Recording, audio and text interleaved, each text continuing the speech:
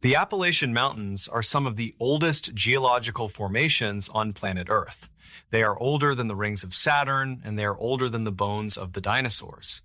When you step into those deep woods, you are stepping into a world that has existed long before humanity and will likely exist long after we are gone. Because of this immense age, there is a heavy, palpable weight to the atmosphere in Appalachia. The locals who have lived in the hollers for generations understand that these mountains have their own set of laws. These are not written laws enforced by police, but ancient rules enforced by nature itself. If you respect them, you might live a long, peaceful life. But if you break them, especially the rules regarding the night you invite something into your life that you cannot get rid of, one of the most important rules is very simple. If you hear someone calling your name from the woods, do not look back. And more importantly, never, ever whistle at night. Because if you whistle, something might just whistle back. Before we begin, tell me, where are you watching from? Drop it in the comments. It's always fascinating to see where these stories are heard. All right, if you are a fan of the strange, dark, and mysterious, you have certainly come to the right place. The story we are covering today takes place in late November of the year 2022. It centers on a man named Caleb, who was a 32-year-old software engineer living in bustling Atlanta, Georgia. Caleb was burnt out. He had spent the last 5 years grinding at a tech startup, staring at screens for 12 hours a day, and dealing with the constant noise of the city. He was desperate for silence. He wanted to disconnect from the digital world and reconnect with nature. So he did what many people do in that situation. He went on a rental website and booked a remote cabin for a 2-week solo retreat. He found a place that looked perfect. It was a small A-frame cabin located deep in the Blue Ridge Mountains of North Carolina, miles away from the nearest paved road. The listing boasted about the total isolation and the lack of cell service. It was exactly what Caleb was looking for. He arrived at the cabin on a Tuesday afternoon. The drive up the gravel mountain road was treacherous. His SUV barely made it up the steep inclines. When he finally parked and stepped out, he was struck by the silence. It was not the quiet of a library. It was the heavy, profound silence of the wilderness. The air was crisp and cold, smelling of pine needles and damp earth. The first few days were idyllic. Caleb chopped wood, he read books by the fireplace, and he hiked the trails around the property. He felt his stress melting away. He felt safe. But that safety was an illusion born of his ignorance of where he really was. On the fourth night, the temperature dropped significantly. A cold front moved in from the north, bringing with it a dusting of snow that covered the forest floor in a blanket of white. It was around 10:15 p.m. when Caleb decided to step out onto the back porch to smoke a cigarette before bed. He stepped out into the freezing air, wearing his heavy coat. The moon was full, casting a pale blue light over the trees. It was beautiful, but it was also incredibly quiet. The snow dampened all sound. There were no crickets, no wind, no rustling leaves. It was dead silent.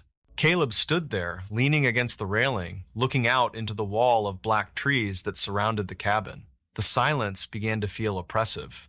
It felt heavy on his ears. Without really thinking about it, just to break the tension of the quiet, Caleb pursed his lips and whistled. It was not a song. It was just a simple 3-note tune. Low, high, low. How, wee, how. The sound pierced the night air, echoing slightly off the trees. Caleb took a drag of his cigarette, waiting for the echo to fade. But as the echo died away, a sound came back from the tree line. Hey-ho, wee hey-ho. Caleb froze. The cigarette halted halfway to his mouth. The sound was an exact mimicry of his whistle. It had the same pitch, the same duration, and the same 3 notes. He stared into the darkness. His first thought was that it was an echo. But physics does not work like that. An echo is instantaneous and fades quickly. This sound had come 3 full seconds after he stopped whistling. His second thought was that it was a bird. He knew some birds, like mockingbirds or starlings, could mimic sounds. He chuckled nervously to himself. That's cool, he thought.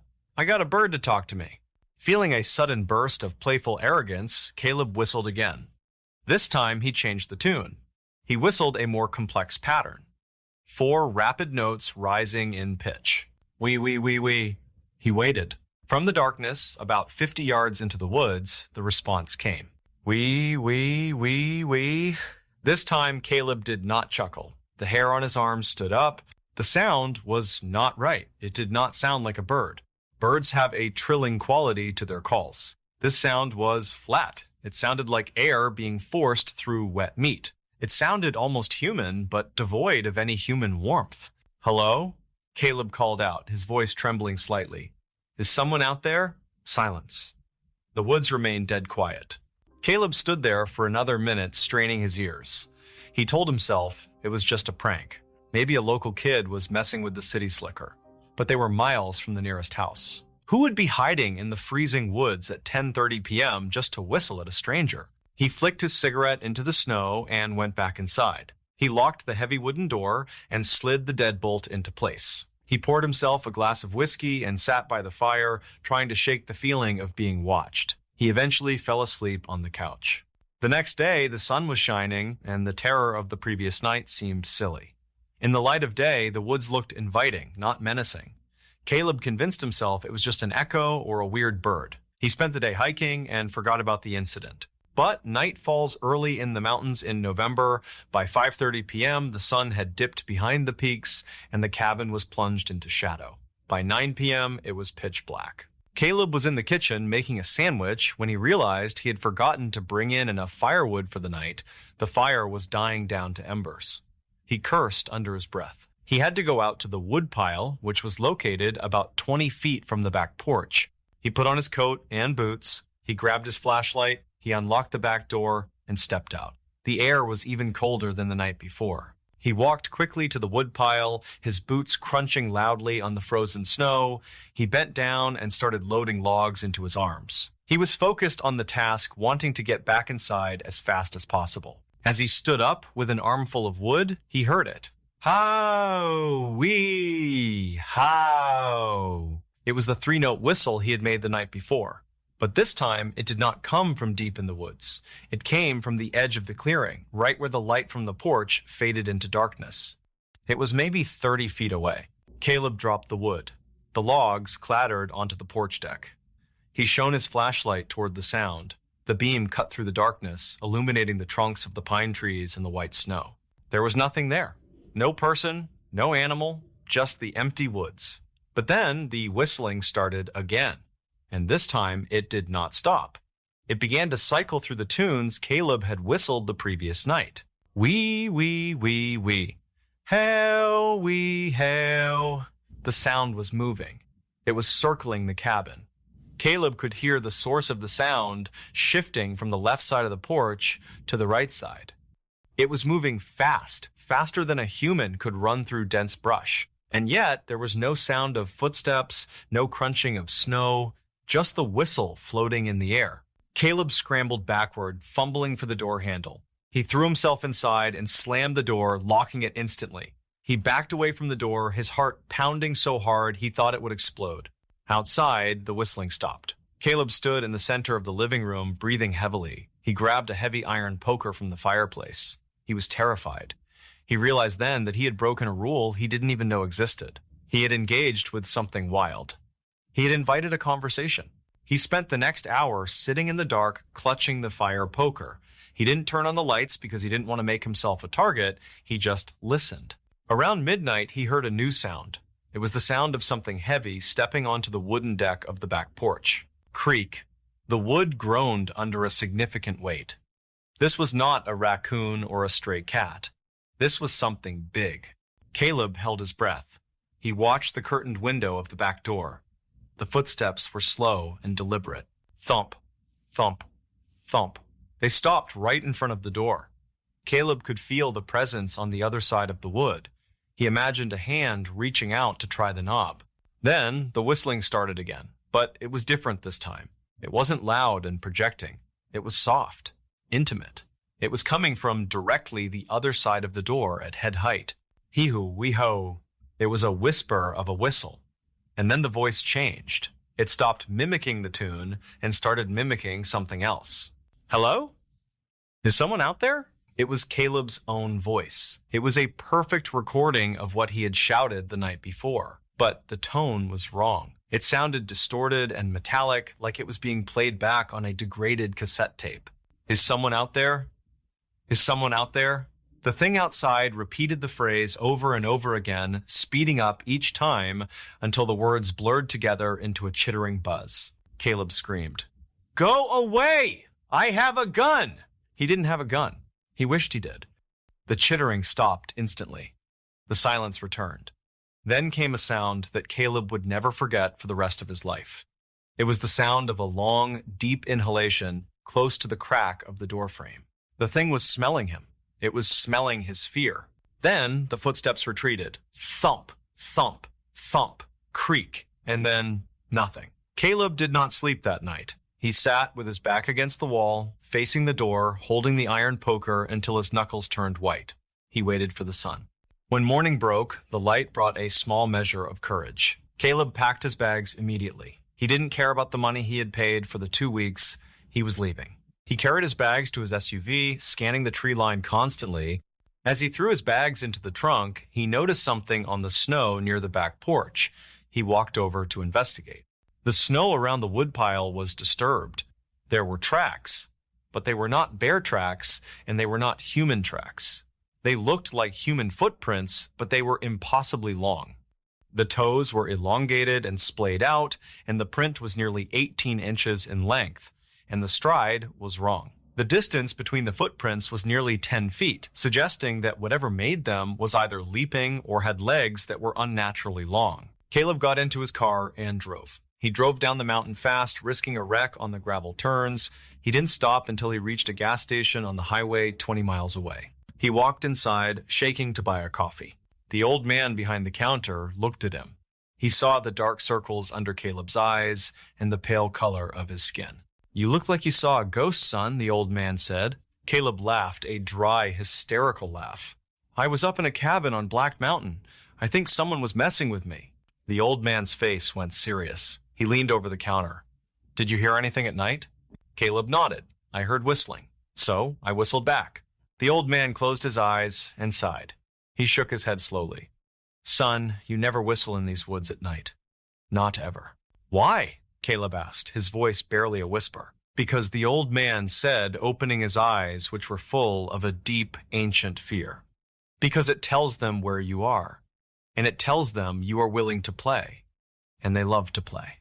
Caleb drove back to Atlanta that day. He never returned to the mountains. He moved into a high-rise apartment in the middle of the city, surrounded by thousands of people and constant noise. He thought he was safe. But the story does not end there. 3 months later, in February of 2023, Caleb was in his apartment. It was late at night, around 2 a.m. A winter storm was hitting Atlanta, a rare occurrence that shut down the city. The streets outside were empty and covered in snow. The usual noise of traffic was gone. The city was silent. Caleb was lying in bed reading. He felt a strange sense of déjà vu. The silence felt familiar. It felt heavy. He got up to get a glass of water. As he walked past his balcony door, which was on the 15th floor, he stopped. The sliding glass door was slightly ajar. He knew he had locked it. A cold draft was seeping into the living room. Caleb walked toward the door to close it. He reached out his hand, and then he heard it. How, wee how. It was faint. It was coming from the balcony. Caleb froze. He backed away slowly. He grabbed his phone to call 911. Then he saw it. Pressed against the glass of the balcony door, 15 stories up in the air, was a face. It was pale and gaunt, with skin pulled tight over the skull. It had no nose, just 2 slits, and its mouth was pursed in a perfect circle. The creature tapped on the glass with a long skeletal finger. Tap, tap, tap. Then it whistled again. Wee, wee, wee, wee. Caleb locked himself in his bathroom and screamed for the police. When they broke down his door 20 minutes later, the apartment was empty. The balcony door was wide open, letting in the snow. There was no creature. But on the foggy glass of the balcony door, there was a smudge. It looked like the print of a mouth that had been pressed against the glass, whistling. Caleb spent time in a mental health facility after that. He told the doctors that the thing had followed him. He told them that once you answer the call, you are connected to it forever. The doctors said it was PTSD. They said it was a hallucination brought on by stress and isolation. But Caleb knows the truth. He knows that there are things in the oldest parts of the world that do not obey the laws of physics or geography. they obey the laws of the wild. And the law is simple. If you invite them in, they will come. It does not matter if you are in a cabin in the woods or a skyscraper in the city.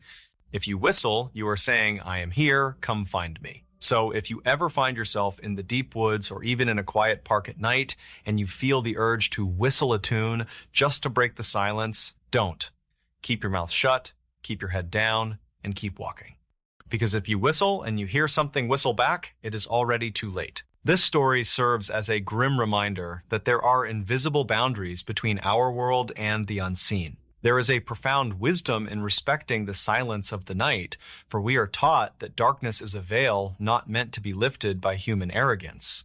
When we act with pride, making loud noises, or mocking the quiet of nature, we inadvertently tear down these spiritual protections that keep us safe. We must remember that we are not the masters of every space we enter. True safety comes from humility and the understanding that by guarding our speech and our actions, we protect our souls from inviting in forces that we were never meant to encounter. So if that sounds like something you would be interested in, please invite the like button to a whistling contest in the middle of a haunted forest, but tell them the wrong date so they show up alone and have to play against the to Wendigo. And don't forget to subscribe. Until next time, stay safe and stay silent. The state of Massachusetts is known for many things. It is known for the landing of the Mayflower, the witch trials of Salem, and the prestigious halls of Harvard University. It is a place of history and intellect. But there is a specific triangle of land in southeastern Massachusetts that holds a history much darker than the textbooks will tell you. It is an area covering about 200 square miles, defined by the towns of Abington, Freetown, and Rehoboth. It is known as the Bridgewater Triangle. For decades, this area has been a magnet for the unexplained.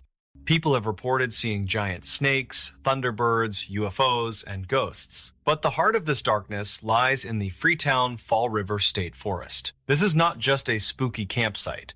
This is a place that has seen real evil. In the 1970s and 1980s, a cult operated in these woods, committing horrific crimes that left the local police traumatized. But the locals and the Wampanoag people who have lived here for thousands of years know that the cults were drawn to the forest because the forest was already bad. They know that there are things living in the rock formations and the deep brush that do not welcome human intruders. These entities are ancient, they are tricksters, and they are deadly. And there is one rule that every person who enters these woods must follow. If you see a small ball of light floating in the trees, do not follow it. And if you see a small humanoid figure watching you from the edge of a cliff, do not approach it. Because if you do, you might become just another missing person poster on a telephone pole. Before we begin, tell me, where are you watching from? Drop it in the comments. It's always fascinating to see where these stories are heard. All right, if you're a fan of the strange, dark, and mysterious, you have certainly come to the right place. The story we are looking at today happened in late October of the year 2021. It focuses on a man named Mark Henderson. Mark was 32 years old and worked as a freelance graphic designer in Boston. He was the kind of guy who spent his weekdays staring at a computer screen and his weekends trying to get as far away from technology as possible. He was an avid hiker and an amateur landscape photographer. Mark was a skeptic. He didn't believe in ghosts, he didn't believe in cryptids, and he certainly didn't believe in monsters. He believed in what he could see through his camera lens. On a Friday afternoon, Mark decided to take a solo trip down to the Freetown Fall River State Forest. He had read about a place called the Assonet Ledge. It is a granite quarry that was abandoned years ago. The ledge is a sheer cliff that drops about 80 feet down into a deep pool of water. From the top, you can see for miles. Mark wanted to capture the sunset from the top of the ledge. He wanted that perfect shot of the orange and purple sky reflecting off the dark water below. He arrived at the forest entrance around 4:15 p.m. The sun was already starting to dip low, casting long shadows through the pine trees. The forest was quiet. Too quiet. Usually, when you walk into a forest, you hear birds, squirrels, or the rustling of leaves. But as Mark stepped onto the trail, the silence was heavy. It felt like walking into a soundproof room. Mark hiked for about 45 minutes to reach the ledge. The trail was rough and rocky. As he walked, he got a strange sensation. He felt like he was being watched. He kept turning around, expecting to see another hiker or a deer, but every time he turned, he saw nothing but empty woods. He reached the top of the Assinet Ledge around 5:30 p.m. The view was spectacular. The granite cliff dropped straight down, and the water below looked like black ink. Mark set up his tripod and his camera. He spent the next hour taking photos. He was so focused on the light and the composition that he didn't notice how cold it was getting. By 6:30 p.m., the sun had set. The sky turned a deep bruising purple and then faded into black. Mark packed up his gear. He turned on his headlamp. He knew he had about a 45-minute hike back to his car in the dark. He wasn't worried. He had hiked in the dark plenty of times. He started walking back down the trail. The beam of his headlamp cut through the darkness, illuminating the twisted roots and rocks on the path. He had been walking for about 10 minutes when he saw it. About 50 yards off the trail to his left, there was a light. It wasn't a flashlight beam. It was a small, glowing orb. It looked like a floating ball of fire, about the size of a grapefruit. It hovered in the air, weaving between the trees. Mark stopped. He turned off his headlamp to get a better look. The orb was pulsing with a soft, bluish-white light. His first thought was that it was a drone. Maybe some kids were playing with a drone in the woods, but the movement was too fluid. It didn't buzz like a drone. It moved like a living thing. Curiosity got the better of him. Mark was a photographer, after all. If this was some rare natural phenomenon like ball lightning, he wanted a picture of it. He stepped off the trail and started walking toward the light. This was his first mistake. As he got closer, the light seemed to retreat. It moved further back into the woods, keeping a steady distance from him. Mark followed it. He pushed through thick brush, scratching his face on branches. He was so fixated on the light that he didn't realize he was losing his sense of direction. He followed the light for maybe 15 minutes. Suddenly, the light stopped. It hovered over a large granite boulder about 20 feet away. Mark raised his camera. He was about to snap a picture when the smell hit him. It was a smell that made him gag. It didn't smell like a dead animal. It smelled like sulfur mixed with something sweet like rotting flowers. It was dizzying. Mark coughed and lowered his camera. He looked at the boulder. The light flickered and vanished. In the darkness where the light had been, Mark saw two eyes reflecting the moonlight. But they weren't the eyes of a raccoon or a coyote. They were too high up. Mark turned his headlamp back on and shone it directly at the boulder. Standing on top of the rock was a creature. It stood on two legs like a human, but it was only about 2 or 3 feet tall. It had gray skin that looked like wet clay. Its nose was large and bulbous, and its ears were long and pointed. But the most terrifying thing was its back. It seemed to have quills or spines running down its spine and shoulders like a porcupine. The creature didn't look scared. It looked annoyed. It stared at Mark with large black eyes that held an intelligence that was far too human. Mark froze. His brain couldn't process what he was seeing. He was looking at something that shouldn't exist. The creature raised its hand. Its fingers were long and thin. It pointed behind Mark. Mark felt a sudden wave of confusion wash over him. It wasn't just fear. It was a mental fog. He suddenly couldn't remember which way the car was. He felt a compulsion, a strong urge to turn around and walk in the direction the creature was pointing. He turned around. He took a step. Then he stopped. His survival instinct kicked in. He realized that the creature was pointing toward a steep drop-off. He had wandered close to the edge of another smaller cliff face. If he had taken 3 more steps, he would have fallen into the darkness. Mark spun back around to face the creature. "Hey, get away from me!" Mark yelled. His voice shook. The creature opened its mouth and hissed. It wasn't a cat hiss. It sounded like air escaping a high-pressure valve. Then it threw something. Mark saw a small blur fly through the air. He ducked. A small object struck the tree next to his head with a loud thud. Mark didn't wait to see what it was. He turned and ran. He ran blindly through the woods, crashing through bushes and tripping over roots. He didn't care about the trail anymore. He just wanted to get away. He could hear rustling in the leaves behind him. It sounded like something was running parallel to him keeping pace. He heard weird sounds. It sounded like laughter, but high-pitched and mocking. Ho, ho, ho. The sound echoed from the left, then from the right. They were hurting him. Mark saw a gap in the trees ahead. It was the main trail. He burst onto the path and sprinted toward the parking lot. He didn't look back. He ran until his lungs burned and his legs felt like jelly. He reached the parking lot. It was empty, except for his car. He fumbled for his keys, dropping them on the asphalt. He scrambled to pick them up, his hands shaking uncontrollably. He got into the car and locked the doors. He jammed the key into the ignition. The engine sputtered. Come on, Mark screamed. He looked out the driver's side window. Standing at the edge of the woods, right where the pavement met the grass, was the figure. It was just standing there, watching him. And next to it were two more. 3 small gray figures standing in a row. They weren't moving. They were just watching him leave. The engine finally caught. Mark threw the car into reverse and peeled out of the parking lot. He drove way over the speed limit until he was back on the highway and surrounded by streetlights. Mark didn't sleep that night. He sat in his apartment in Boston with all the lights on. The next day, he did some research. He typed his description of the creature into a search engine. Small, gray, humanoid, Massachusetts forest. The results chilled him to the bone. The Wampanoag people have a name for what Mark saw. They call them Pukwudgies. The name roughly translates to person of the wilderness. According to the legends, the Pukwudgies were once friendly to humans, but they turned against them centuries ago. They are known to be tricksters. They have the ability to create fire. They use poison arrows. And they have a nasty habit of luring people to cliffs and pushing them off.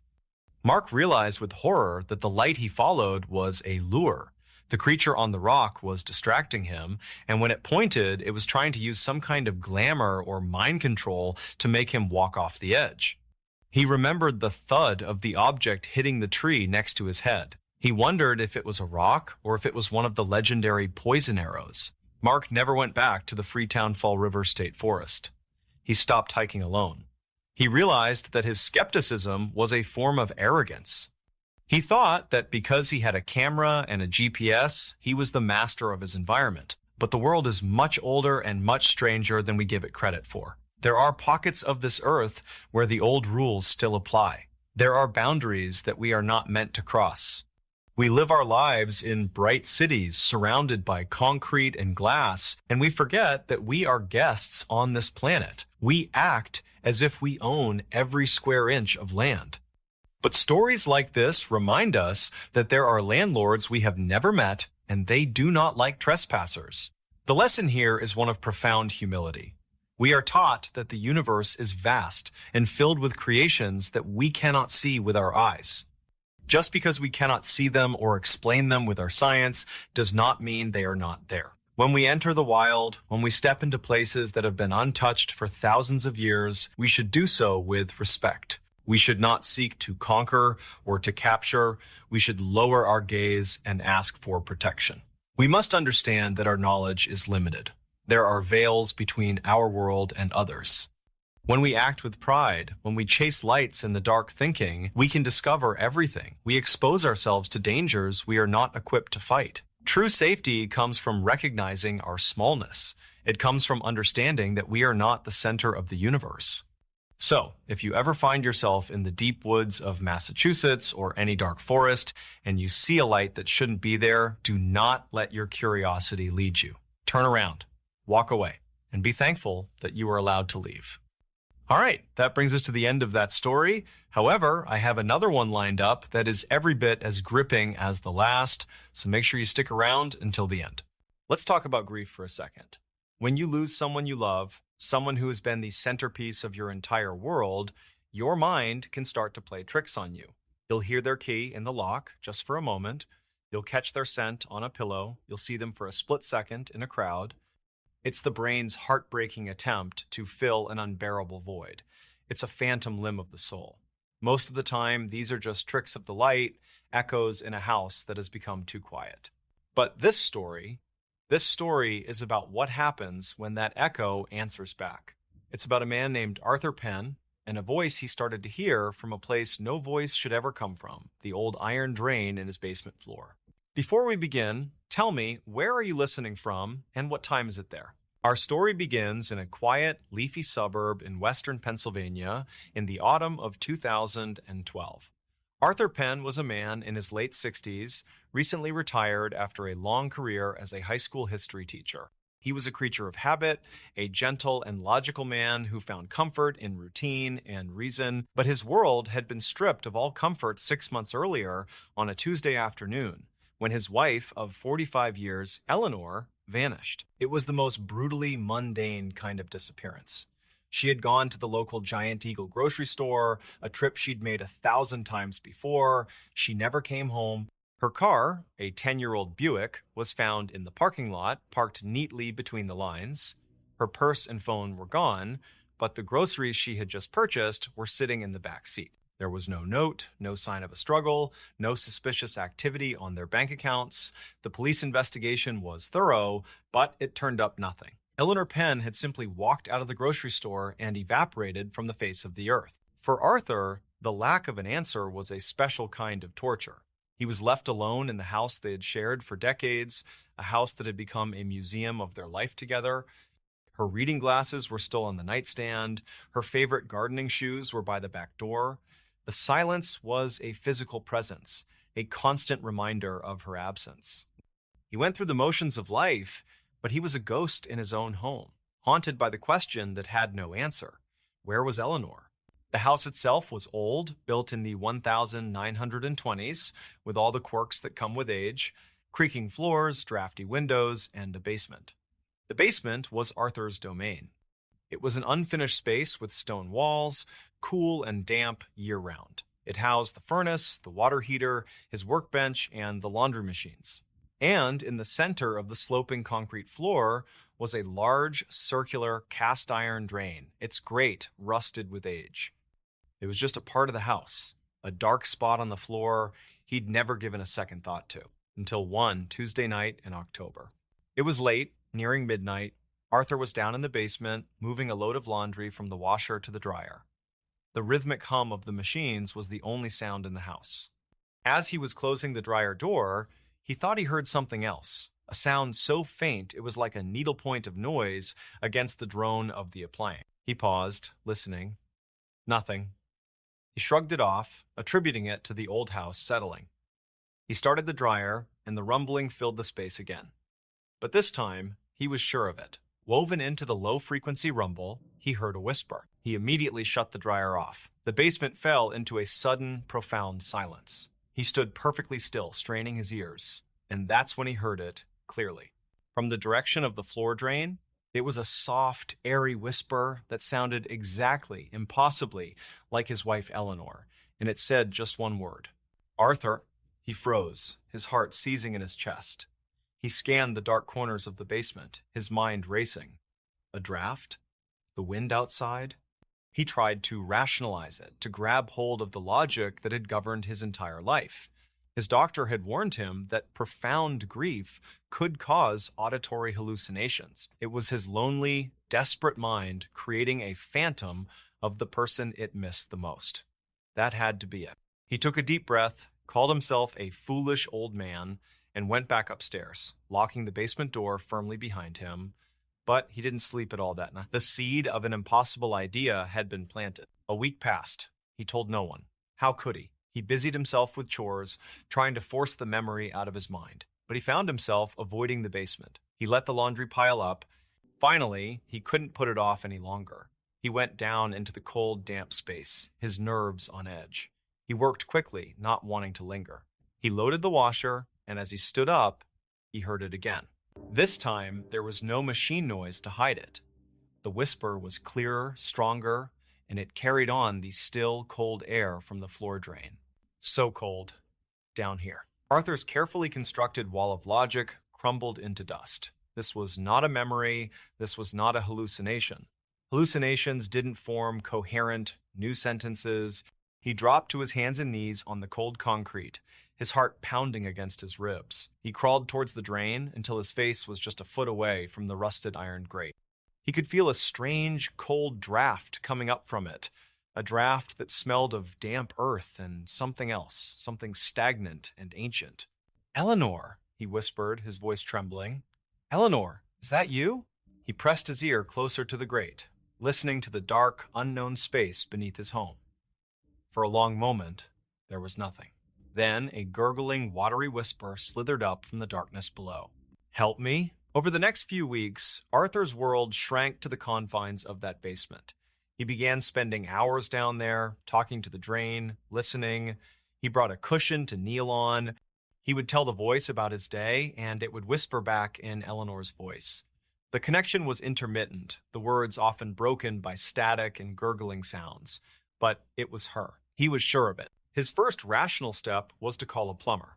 He concocted a story about a blocked pipe. A young, cheerful plumber named Kevin came out and fed a long fiber optic camera down the drain. Arthur watched over his shoulder as the monitor showed the inside of the pipes. They were old, cast iron with some minor root intrusions, but they were clear all the way to the main sewer line under the street. There was nothing there. No blockage. No explanation. "Old houses make weird noises, man," Kevin said with a shrug, though he seemed eager to leave the gloomy basement.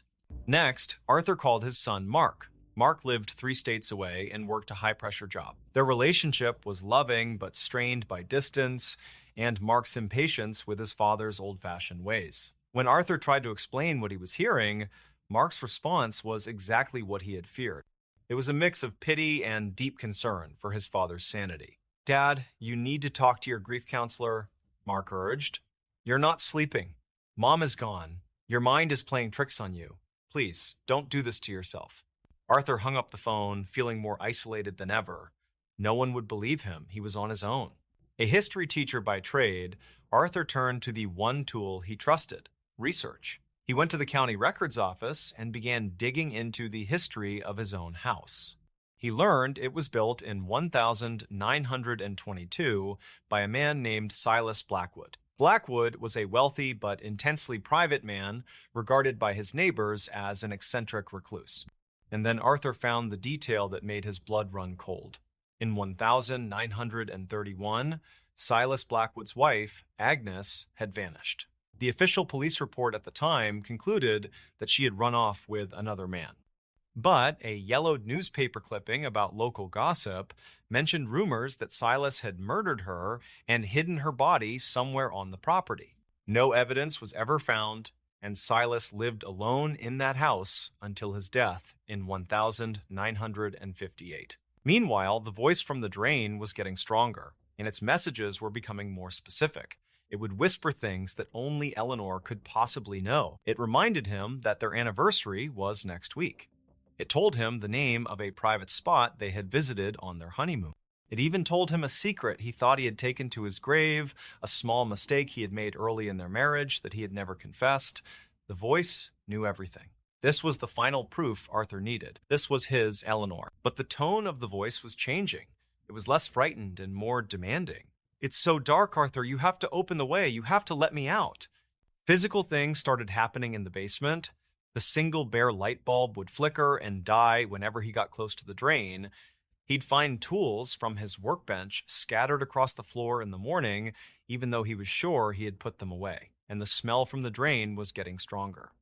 It was a thick, foul odor of damp, disturbed earth and decay. The breaking point came on a cold November night.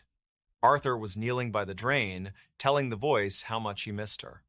The whisper that came back was desperate, pleading. "He put me here, Arthur. He trapped me. Just like he trapped the other one. The wall is thin. It's just concrete. You have to break it. If you ever loved me, you'll dig." The other one. The phrase struck Arthur like a bolt of lightning. Agnes Blackwood. It all made sense.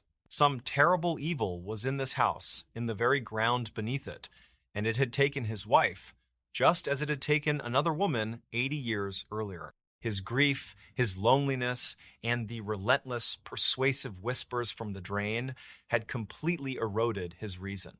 He was no longer a man of logic. He was a man on a mission.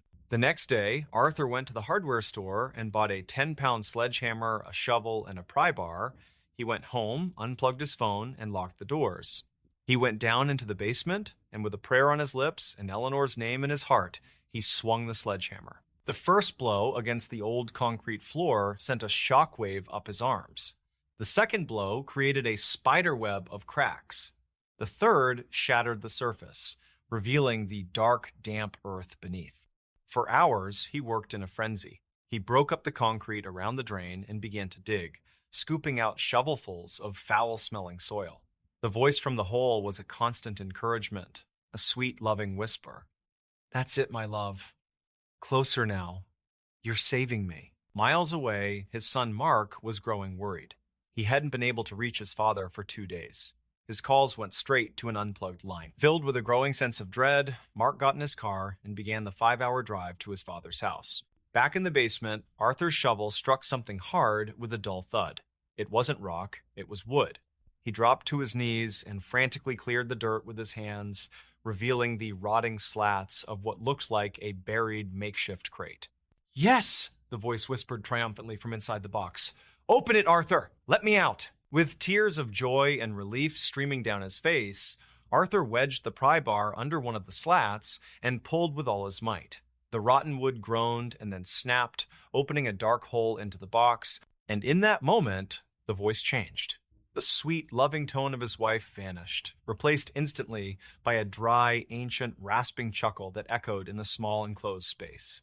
It was a sound of pure, triumphant malevolence. It was never Eleanor. From the darkness of the hole, a man's voice, dry as dust and cold as the grave, spoke clearly. Her voice was so lovely, the sweetest one I've learned so far. But a man does get tired of the same old song. The horrifying truth crashed down on Arthur. The entity in the drain, the lingering spirit of Silas Blackwood, was a mimic. A predator that learned the voices and memories of those it consumed to create the perfect lure. It had done this before with Agnes, and now it had done it with Eleanor. He realized his wife hadn't just vanished from the grocery store. This evil, this thing bound to the house, had somehow called to her, drawn her here, and taken her. The voice wasn't a ghost. It was a trap. Arthur was paralyzed, staring into the blackness of the hole, his mind shattered. Just then, he heard the basement door crash open upstairs. It was Mark. "Dad, what in God's name is going on?" Mark ran down the stairs and froze, taking in the scene of absolute madness. His elderly father, caked in dirt and sweat, kneeling before a gaping hole in the floor. But before Mark could even process what he was seeing, a long, skeletal, dirt-caked arm shot out from the hole with unnatural speed and grabbed Arthur's ankle. What happened next is based on Mark's frantic 911 call. He lunged forward, tackling his father and pulling him away from the hole's terrifying grip. He dragged his screaming, incoherent father up the stairs and out of the house, not stopping until they were on the front lawn. When the police arrived, they secured the house. An investigation of the hole in the basement uncovered a small, rotted-out chamber. And buried deeper beneath it, they found 2 sets of human remains, separated by decades of time. Dental records confirmed one was Agnes Blackwood, missing since 1931. The other was Eleanor Penn. Arthur was committed to a long-term psychiatric care facility. The trauma had destroyed his mind. He rarely spoke, but when he did, he would only whisper about the voice in the drain. Mark sold the house a year later, needing to put the tragedy behind him. The new family who bought it got it for a very good price. They loved the quiet neighborhood. But the father has told friends that sometimes, when he's down in the basement alone at night, he hears a strange sound, a faint, pleading whisper, seeming to come up from the old floor drain. A voice that sounds eerily like an old man calling his son's name. "Mark, so cold, help me." The entity in the drain is simply doing what it has always done. It's learning a new voice. Late one night in the winter of 1933, a young nobleman named Anton Holberg poured another round of drinks for all of his buddies who were sitting inside of one of Anton's many sitting rooms inside of his huge castle that he owned in southern Poland. And after pouring these drinks, Anton kind of clumsily began walking his way over to the table where his buddies were. And because Anton was pretty drunk, because he and his friends had been drinking for hours and playing cards and partying, Anton stumbled at some point and basically spilled half of the drinks onto the carpet. But because he was so drunk, he just thought it was really funny. And so did his friends. They were all roaring with laughter as he's on the carpet, picking up all these basically empty glasses. But then instead of going back and re-pouring the drinks, Anton, sort of as a joke, walked over to the table, sat down, and handed out these basically empty cups to his friends. And everybody thought it was so funny. And they didn't even get up to get more drinks. They were just all so drunk and happy, they just kept on playing their card game. And so as Anton's sitting there and everyone's laughing and smiling, The friend of his that was the dealer for this round of blackjack began to deal, but as he did, there was this sudden, really loud creaking sound that came from right above them. And it was so loud and so pronounced that even amongst this loud room of drunk men playing cards, everybody heard it. And there was a moment of silence where everyone sort of registered like, what's going on above us? And in this sudden stillness, Anton, he sort of made a jest and he goes, oh boy, that's the monk. Now, for the most part, everybody at the table, all of Anton's friends that were there, they had heard the story of the so-called hooded monk that apparently haunted the castle. That's at least what Anton would say. But one person who was there that night was a new friend of Anton's, and they had not heard of, the monk's story. And they said, well, what are you talking about? That's the monk. And immediately everyone's like, oh, geez, here we go. Because Anton, he looked over at the friends and he was like, oh, you haven't heard the story of the hooded monk? Let me tell you. And then Anton basically told this friend, as the rest of the friends are all like, give me a break. This is just crap. This is not real. But Anton would tell this person, this newbie, that when he took ownership of this huge castle, he was told that everything's fine, except there's one bedroom upstairs that's totally off limits because apparently it is haunted by a hooded monk, an evil hooded monk that sort of patrols this room. And Anton told this friend that he actually had never gone in that bedroom because he believed the story was true, that maybe, just maybe, there really was a malevolent spirit, a hooded monk figure that was in there. And also, he had tons of bedrooms in his castle. He didn't need to go in there, but, right above us is that off-limits bedroom, and so maybe that creak we heard was the monk. Now, again, basically everybody in the room knew this story because Anton loved to tell the story of how his castle was haunted. But that's all it ever was. It was just some story that Anton told. But this friend, when they heard this from Anton, their reaction was, wait a minute, you have a bedroom in this castle that you own that you literally haven't gone inside of because there's a ghost in there? Are you kidding me? You literally haven't gone in that room for that reason? And as they said it out loud, all of Anton's other friends sort of picked up on like how cowardly it seemed for Anton to have never gone in. Suddenly this story just made it seem like Anton was just kind of a coward. And everybody just piled on. They're like, yeah, Anton, why haven't you gone in there? Come on, man, this is your castle. Go in that bedroom. And before long, Anton was no longer happy to be talking about the story. He was like, oh yeah, just forget about it, guys. Let's get back to our game. But nobody would let it go until finally they dared him like, hey, not only should you go in there, but tonight, you should stay the night in that bedroom to show us that you're really not afraid. And eventually, because Anton was so drunk and he was sort of standing up for his pride, he finally said, fine, fine. I'll go in there and I'll spend the night. Fine, I'll show you that this is just a story, it's no big deal. Now, after Anton loosely agreed to this, he likely thought that, the guys will forget about this and we'll go back to playing cards, and by the end of the night, nobody's gonna make sure I really go into that bedroom tonight. Like, they're gonna forget about this. But no, the friends would not let this go. And at the end of the night, when they had kind of wound down their card game and everybody was feeling pretty tired, they all were like, okay, Anton, we're gonna walk you up to your bedroom to make sure you sleep inside of that haunted room. And because Anton had already publicly declared that he wasn't afraid and he would do it, he was like, okay, let's go. And so the group, with Anton in the lead, they left the sitting room and they went up the stairs to the second floor, and they go down the hallway to the bedroom where supposedly, this hooded monk ghost resided. And the door, it wasn't like barred up or anything, but, again, Anton had never been in there, but he had grabbed the key. And Anton, he goes up and he sort of nervously unlocks the door, and then before pushing it open, he turns and looks at his friends and he's like, all right, I'm going in, trying to see if they really wanted him to do it. And all his friends are sort of looking at him sort of hesitantly, but they're like, yeah, go inside, go, do it. And Anton's like, all right.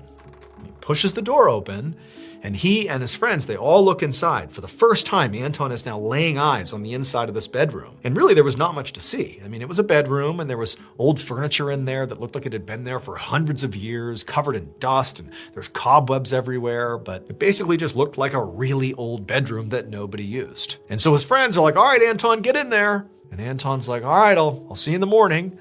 And he goes inside the room and he shuts the door. And then the friends, they all walked back down the hall, went into their respective bedrooms where they were sleeping, and everybody went to bed. Several hours later, in the middle of the night, as all the friends are all asleep, there's this sudden, extremely loud, blood-curdling scream that appeared to be coming from the bedroom where Anton was, inside the haunted room. And so the friends, they jump out of bed, they run into the hallway, they go down the hall, and they get to the door and they try to open it, the room that Anton's in, but it's locked. And they start banging on the door, yelling, "Anton, are you okay? Are you okay?" Because even though they had put him up to this, they had dared him to do this, they didn't really think there was any risk, but at the same time, maybe there was something bad in there, so they're worried. They're worried about Anton. They want to make sure he's okay. But after pounding and yelling on the door, there was no response. The haunted bedroom where Anton was completely silent. And the friends, they all kind of exchanged worried glances, and they're like, "We got to get in there. We got to make sure he's okay. Something just feels wrong. That scream, that's somebody in danger. Like Anton could be hurt here." And so they began smashing this door, ramming into it, until finally they literally blew the door off its hinges.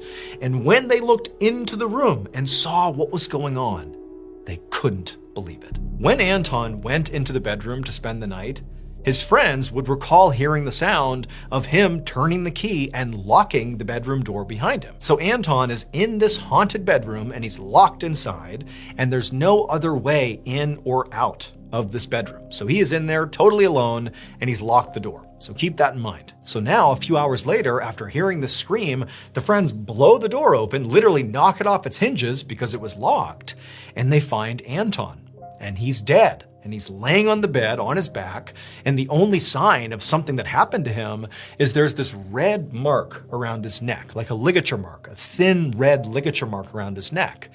But there's no rope or line anywhere in the room. There's no sign of a struggle. There's nothing else really in this room except for Anton. And he's just inexplicably dead with this mark on his neck. Authorities got involved and they searched the room top to bottom, and they never found any rope or any line, nothing that could have left those marks on his neck. And they also did an autopsy on Anton, but they couldn't figure out what his cause of death was. So just the fact that Anton died in this really inexplicable way in a bedroom that he claimed was haunted is pretty mysterious. But it becomes even more mysterious when you consider the whole story about this ghost that haunted this castle. So Anton, when he would typically tell the story, would just basically say, "Well, there's this evil hooded monk that is upstairs in one of the bedrooms, and that's why I don't go in it." And that's kind of the whole story. But that's not the whole story. That's just kind of the version that Anton would tell. The whole story was, this castle has been haunted for hundreds of years. There is an evil monk that lives in that bedroom upstairs, and if you go in there, the evil monk will kill you by strangling you with a thin rope. That's the story. And so it really makes you wonder, because to this day, nobody knows how Anton Holberg died alone in that locked bedroom after seemingly being strangled by a rope that didn't exist. There's a unique and profound kind of loneliness that can only be found in a city of millions. It's the paradox of being constantly surrounded by humanity, yet feeling completely, utterly disconnected. You see lives being lived through apartment windows, you hear the muffled sounds of conversations you're not a part of, and you exist as a ghost in the periphery of 1,000 strangers' stories. In those first few weeks in a new place, any small, genuine sign of life, any perceived connection, can feel like a lifeline in a vast, indifferent ocean. But sometimes, the sounds that drift through the walls are not a comfort. They're a confirmation that you are more alone than you could ever possibly imagine, and that even the dead are closer to their home than you are. Before we begin, tell me, where are you listening from? And what time is it there? Clara had just moved into the Ainsworth Arms, a pre-war apartment building in a city where she knew not a single soul. She was a graphic designer, having accepted a promising job offer that required her to relocate halfway across the country, leaving behind the comfortable familiarity of her old life. While the days were a whirlwind of new colleagues and challenging projects, the evenings were when the crushing weight of her decision would settle in. Her apartment, 4A, was filled with a chaotic landscape of unpacked boxes and the sterile chemical smell of fresh paint. Its high ceilings seemed to mock her few belongings, making everything look small and lost. The silence was her loudest, most unwelcome companion. The building itself had a certain faded grandeur. The floors creaked with the memory of 1,000 tenants. The old radiator in the corner hissed and clanked like a sleeping dragon, and the walls were notoriously thin. It was on her third night, as she sat on the floor eating tasteless takeout from a box, that she first heard the music. It started softly, a delicate and intricate melody drifting through the wall from the adjacent apartment 4B. It was a piano. But it wasn't a recording from a stereo. It had the rich, organic, and imperfect sound of a live performance. The melody was breathtakingly beautiful, but it was steeped in a deep, unshakable melancholy. It wasn't just sad. It was a complex tapestry of longing, of a beauty tinged with an irreversible loss. Clara sat perfectly still, her fork hovering in the air, just listening. In the midst of her own profound loneliness, the music didn't feel intrusive. It felt like a shared solitude, a sign that she had a thoughtful, soulful neighbor. In that moment, it was the most profound comfort she had ever known. The music became a nightly ritual, a strange and anonymous connection she began to rely on. Every evening, almost precisely at 9 p.m., the soft, sad notes would begin to float through the wall. The unseen pianist would play for about an hour, always the same series of beautiful, somber compositions, and then would fall silent. Clara never heard anything else from that apartment. No television, no coughing, no footsteps, no voices, just the piano. She started to look forward to it, timing her own evening routine around the performance. It was during that hour that her vast, empty apartment finally started to feel like a home. She would close her eyes and imagine the person playing perhaps an elderly, gentle artist who had lived a long and storied life. After 2 weeks of this nightly recital, her curiosity became unbearable. She had to meet the person who could play with such raw emotion. One afternoon, she wrote a simple, heartfelt note. "I just wanted to say, your piano playing is absolutely beautiful. It's the highlight of my evening. Thank you." Clara from 4A and taped it to the dark, varnished wood of the door to apartment 4B. The next day, the note was still there, untouched. The day after that, it was gone. But she found it, slid under her own door, still folded, unread. Confused, she tried knocking on the door to 4B a few times over the next couple of days. The silence on the other side was a dead, final silence. Yet, every night, like clockwork, the beautiful, heartbreaking music would play. One Saturday, as she was leaving her apartment, she saw the building's superintendent, a friendly older man named Mr. Henderson, meticulously polishing the brass on the mailboxes in the lobby. This was her chance. She struck up a conversation about the building's history, and after a few minutes of pleasant small talk, she casually brought it up. "You know," she said with a warm smile, "I have to say, the person in 4B is an incredible musician. I hear them playing the piano every night. It's just gorgeous. I've been trying to meet them to say so, but they seem very private." Mr. Henderson stopped polishing. The friendly, easy smile on his face didn't just fade, it collapsed. He slowly turned to face her, his expression shifting to one of deep, profound confusion, which then curdled into a weary, unsettling dread. He stared at her. "I'm sorry. What did you just say? Apartment 4B? Yes, my neighbor?" Clara repeated, her own smile starting to feel tight and uncertain. "The pianist?" Mr. Henderson slowly put down his polishing cloth. His voice was low and serious, all the previous warmth gone. "Honey, that's impossible. You must be mistaken. The walls in this old place, they play tricks. Sounds travel." "No, I'm sure of it," Clara insisted, a nervous laugh escaping her. "It's clear as a bell. Every single night. I promise you, there is someone in there playing the piano." The color drained from Mr. Henderson's face. He looked past her, up the grand staircase, as if picturing the 4th floor. "The last tenant in 4B," he said, his voice barely a whisper, "was an elderly woman. Her name was Alara Vance. She was a retired concert pianist. A bit of a prodigy in her day, I'm told. She lived in that apartment for almost 50 years. He paused, and his eyes met hers, full of a deep, unsettling pity. She passed away. Right there, in her living room, about 3 months ago. The paramedics said they found her sitting at her piano. He took a shallow breath before delivering the final, devastating detail. She was a recluse in her later years, never left the apartment. She had this one song she'd composed herself, a sad little tune. Her neighbors from back then used to say she played it every single night, without fail. Clara went back to her apartment in a state of numb disbelief. Her mind was a whirlwind of denial. Henderson was old, maybe he was confused, it had to be a squatter, or the sound was coming from upstairs, or anywhere but there. That night, she didn't unpack, she didn't eat, she just sat on her sofa in the oppressive, buzzing dark, staring at the wall that separated her apartment from 4B, and she waited. 9 p.m. came. Then 9, 1. The silence was absolute. A tiny, fragile wave of relief washed over her. It was over. And then it started. The first soft, melancholic note drifted through the wall, as clear, as pure, and as beautiful as ever. It was followed by the next, and the next, until the full, haunting melody filled her silent apartment.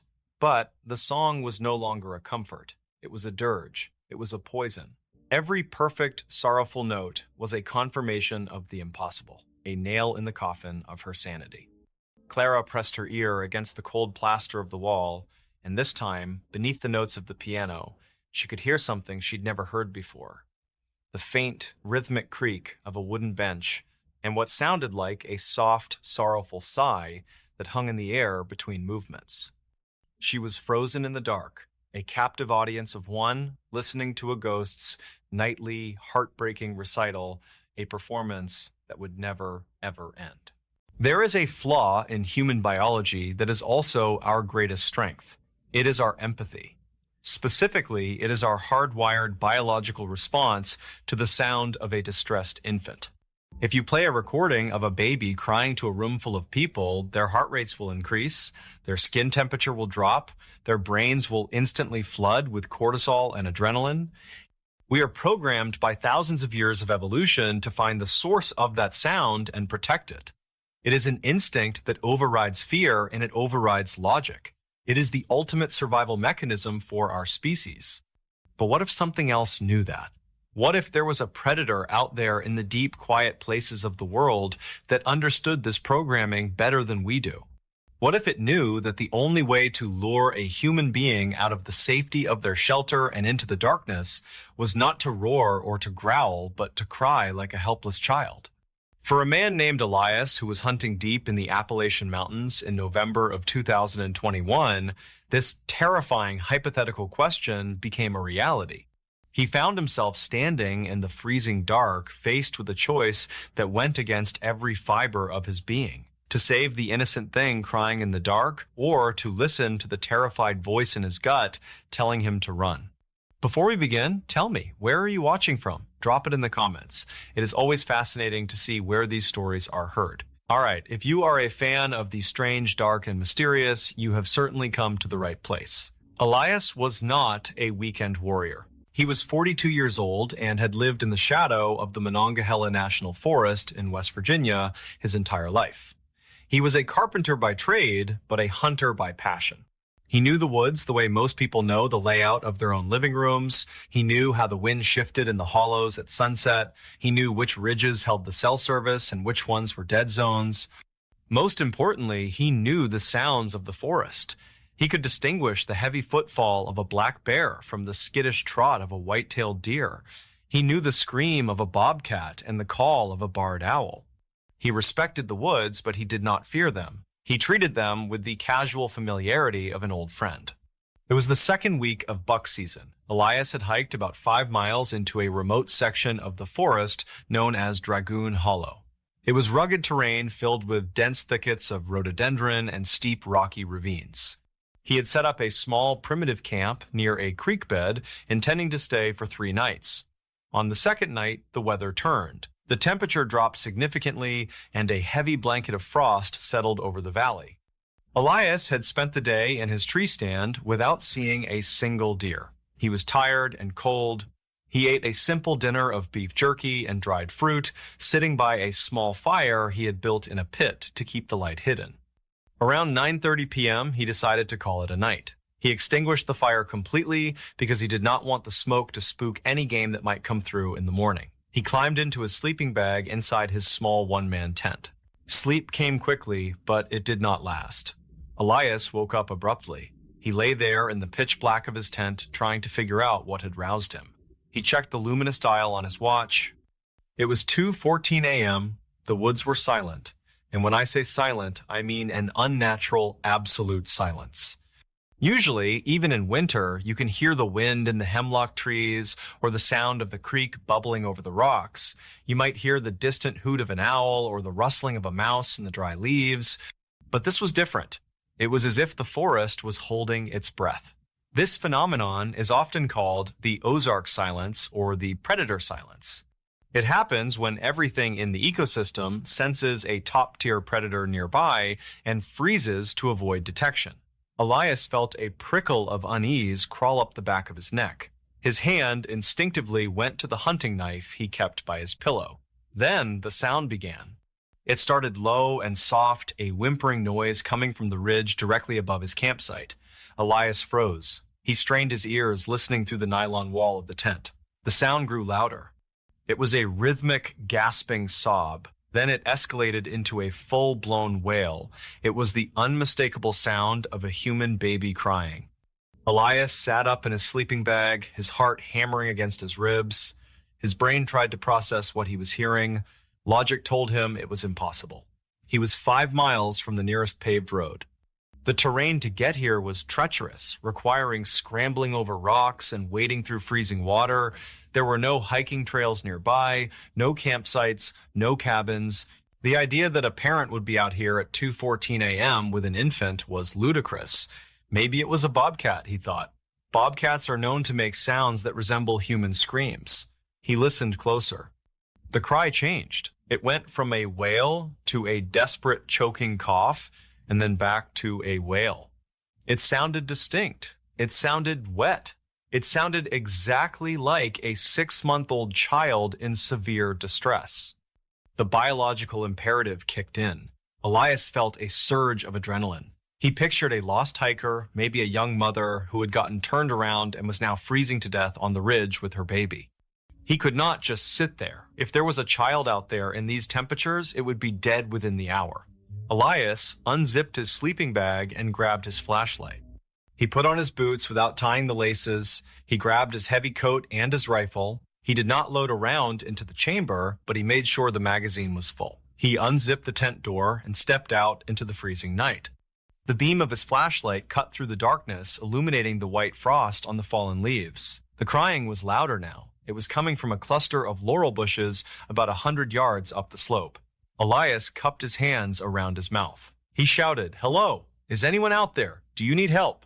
His voice echoed through the hollow and faded away. There was no response. No voice called back. No one yelled, "Thank God we are over here." There was only the sound of the baby crying. But something about it was wrong. Now that he was outside the tent, Elias noticed a strange quality to the sound. It was consistent.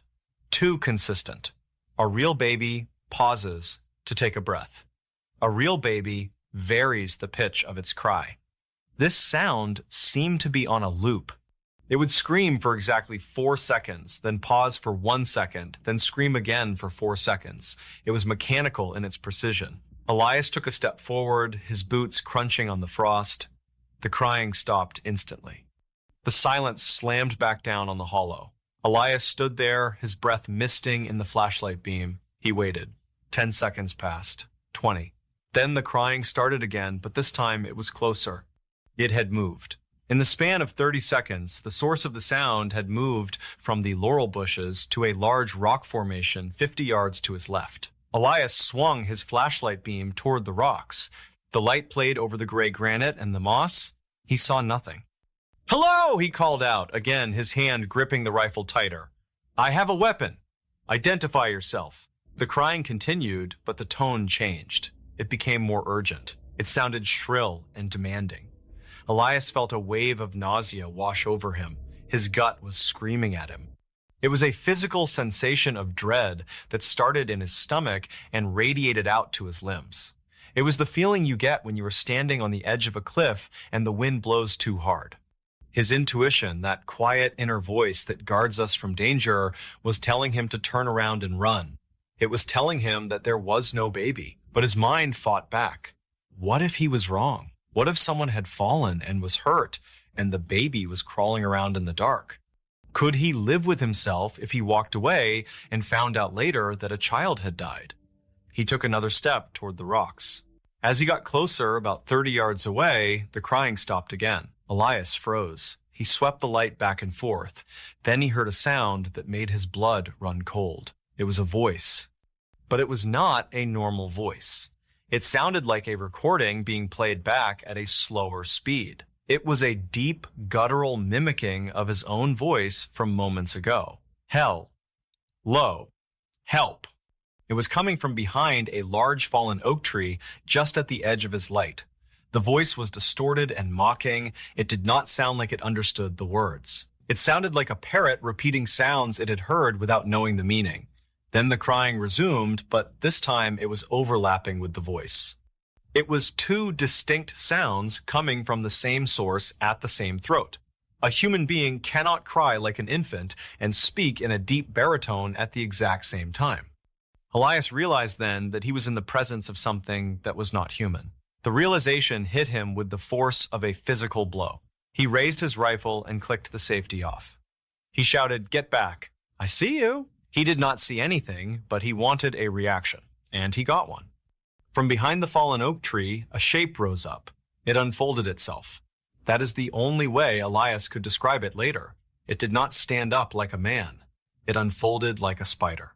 It was tall, easily over 7 feet. Its skin was a pale, sickly gray that looked like wet dough in the flashlight beam. It was incredibly thin, with limbs that were too long for its body.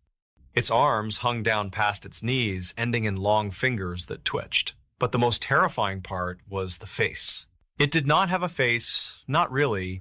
It had eyes that reflected the light, like a deer's eyes, glowing with a dull red tapetum lucidum. And where a mouth should be, there was just a hole. A gaping circular maw that did not move.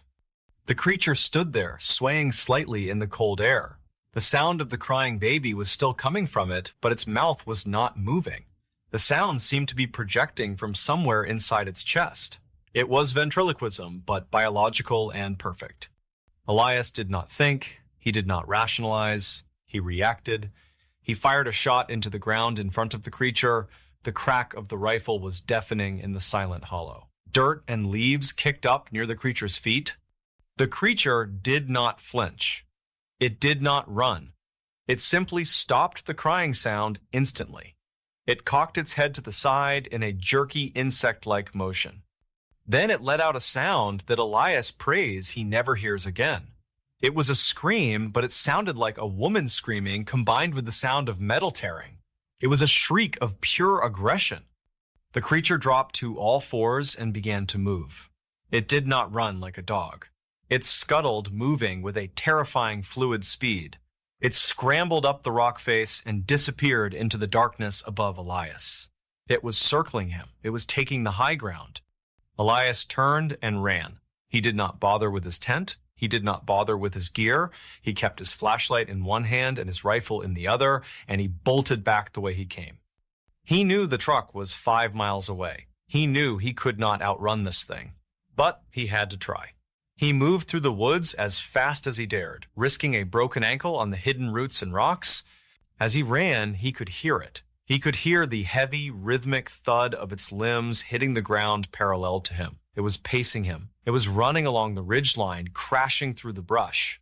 Every few minutes, he would hear the baby crying again, coming from the darkness to his right or his left.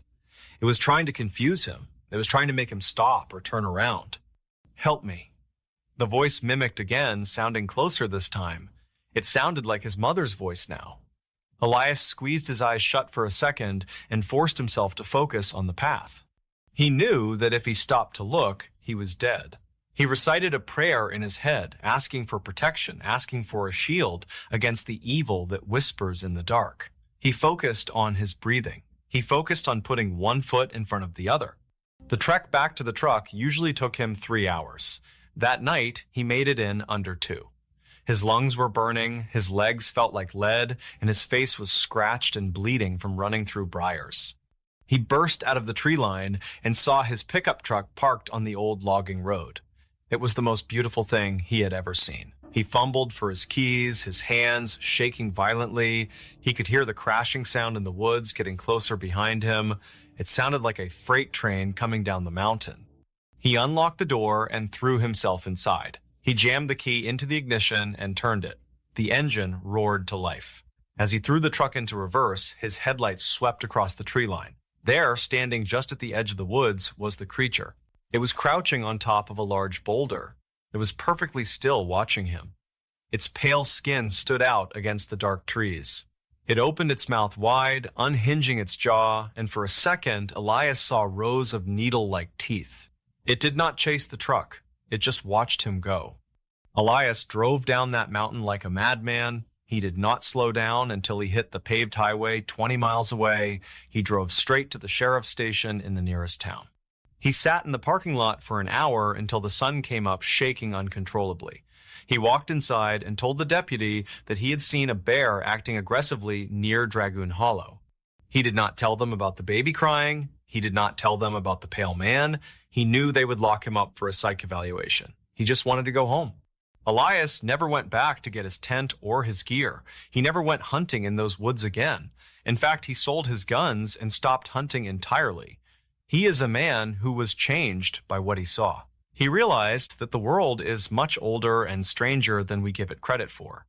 There is a concept in many spiritual traditions, including the teachings of Islam, that speaks to the nature of evil and intuition. It teaches that human beings are born with an innate purity and a built-in compass called the fitra.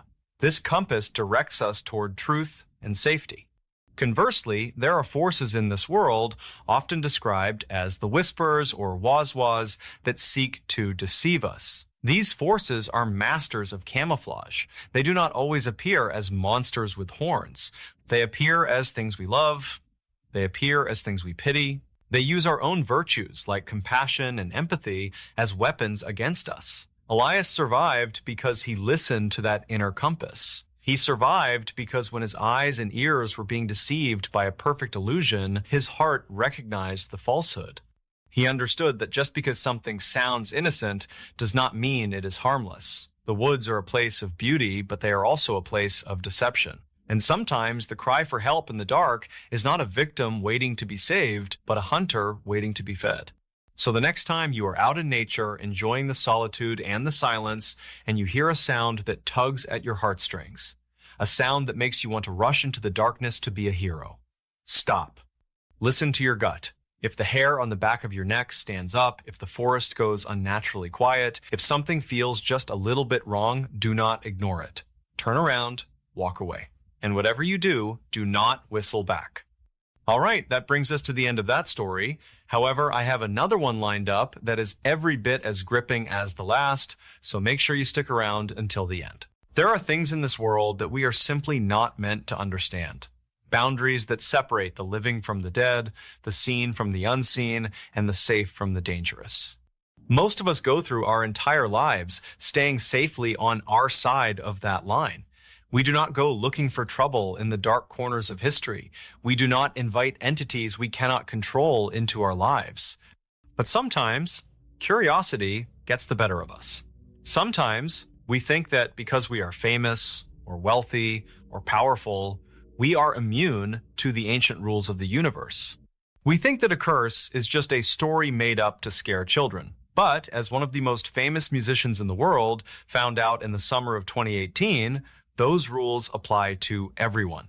And when you cross that line, even by accident, the darkness does not care how many albums you have sold. It only cares about one thing. It has been invited in, and it is not going to leave until it has taken what it wants. Before we begin, tell me, where are you watching from? Drop it in the comments. It's always fascinating to see where these stories are heard. All right, if you're a fan of the strange, dark, and mysterious, you have certainly come to the right place. The year was 2018, and Austin Richard Post, better known to the world as Post Malone, was arguably the biggest rock star on the planet. He was young, he was incredibly talented, and his songs were shattering records on the charts. He was living the dream life that millions of people fantasize about. Private jets, luxury cars, mansions, and adoring fans screaming his name wherever he went. When you are at that level of success, you start to feel invincible. The normal problems of daily life do not touch you. You have security guards to protect you from people, and you have money to solve any inconvenience. But Post Malone has always had a fascination with the macabre. He likes the edgy, the spooky, and the weird. So, in June of 2018, when he was in Las Vegas, Nevada, he decided to visit a place that is known for housing some of the most terrified and cursed objects on Earth. He went to the Haunted Museum, owned by Zach Bagans, the famous host of the show Ghost Adventures. Now, this is not your typical museum. You do not go there to look at pretty paintings or dinosaur bones. You go there to see things that have allegedly caused harm, madness, and even death to the people who owned them. And the crown jewel of this museum, the most dangerous item in the collection, is a small, unassuming wine cabinet known as the Dybbuk box. For those who do not know, the Dybbuk box is widely considered to be the most haunted object in the world. In Jewish folklore, a Dybbuk is a malicious, possessing spirit believed to be the dislocated soul of a dead person. This box was said to have been created by a Holocaust survivor who managed to trap a dark entity inside it. Every single person who has ever owned this box has reported horrific things happening to them. They speak of terrifying nightmares, health problems, lights blowing out, and a smell of cat urine and jasmine flowers that appears out of nowhere. It is a container for pure bad luck. Zach Bagans keeps this box in a special private room in the museum. He treats it with extreme caution. He has strict rules. You do not taunt the box, you do not disrespect the box, and you absolutely, under no circumstances, touch the box. On that day in June, Post Malone and Zach Bagans were in that private room. The atmosphere was heavy. There was a sense of electric tension in the air, the kind you feel before a thunderstorm breaks. Zach Bagans, perhaps feeling confident or perhaps feeling a pull from the object, decided to do something he rarely did. He removed the protective acrylic case that covered the box. He wanted to touch it. Post Malone was standing right there. He was watching intensely. He had a beer in his hand, trying to stay casual, but you could see the unease in his posture. Zach Bagans reached out and placed his hand on the wood of the Dybbuk box. At that exact moment, perhaps seeking a connection or perhaps just reacting to the intensity of the moment, Post Malone reached out and placed his hand on Zach Bagans' shoulder. It was a simple gesture, a touch on the shoulder. He did not touch the box directly. But in the world of the paranormal, conduction matters. Zach Bagans later described the moment as terrifying. He said he felt a jolt of energy, like a dark electricity, shoot out of the box, travel through his arm, through his body, and exit through his shoulder right into Post Malone. It was as if Post Malone had become the grounding wire for a lightning strike of bad luck. In the video footage of that day, you can see Post Malone suddenly flinch. He looks rattled. He pulls his hand away. He looks like someone who just walked through a spider web in the dark. He wanted to get out of there. They left the room, and Post Malone probably thought that was the end of it. He probably thought it was just a creepy moment in a museum, a cool story to tell his friends at a party. He was wrong.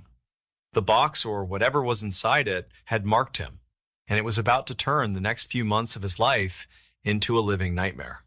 The first major sign that something was terribly wrong happened on August 21st, 2018. Post Malone was scheduled to fly from Teterboro Airport in New Jersey to London, England.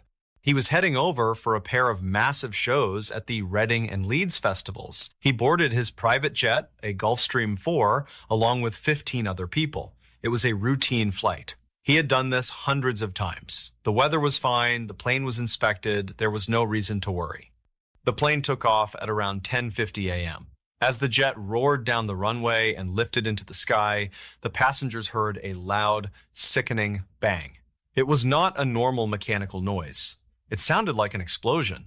Two of the main tires on the left side of the aircraft had blown out. They had disintegrated upon takeoff. Now, in a car, a flat tire is an annoyance. On a jet carrying thousands of gallons of highly flammable fuel moving at hundreds of miles an hour, a blown tire is a potential death sentence. The pilot immediately contacted air traffic control, They had a catastrophic failure. They could not continue to London. But they also could not just land immediately. The plane was too heavy. It was full of fuel for a transatlantic flight. If they tried to land with that much weight and with blown tires, the landing gear might collapse, the plane could skid off the runway, and the fuel tanks could rupture, turning the jet into a fireball. So, the pilot had to do the only thing he could. He had to circle for hours. Imagine being Post Malone in that cabin. You are trapped in a metal tube thousands of feet in the air. You know that your landing gear is destroyed. You know that down below, emergency crews are lining the runway, waiting for you to crash. You have hours to sit there and think about your own death. You have hours to text your mother and your father and your friends to tell them you love them, just in case. It is a psychological torture that is hard to describe.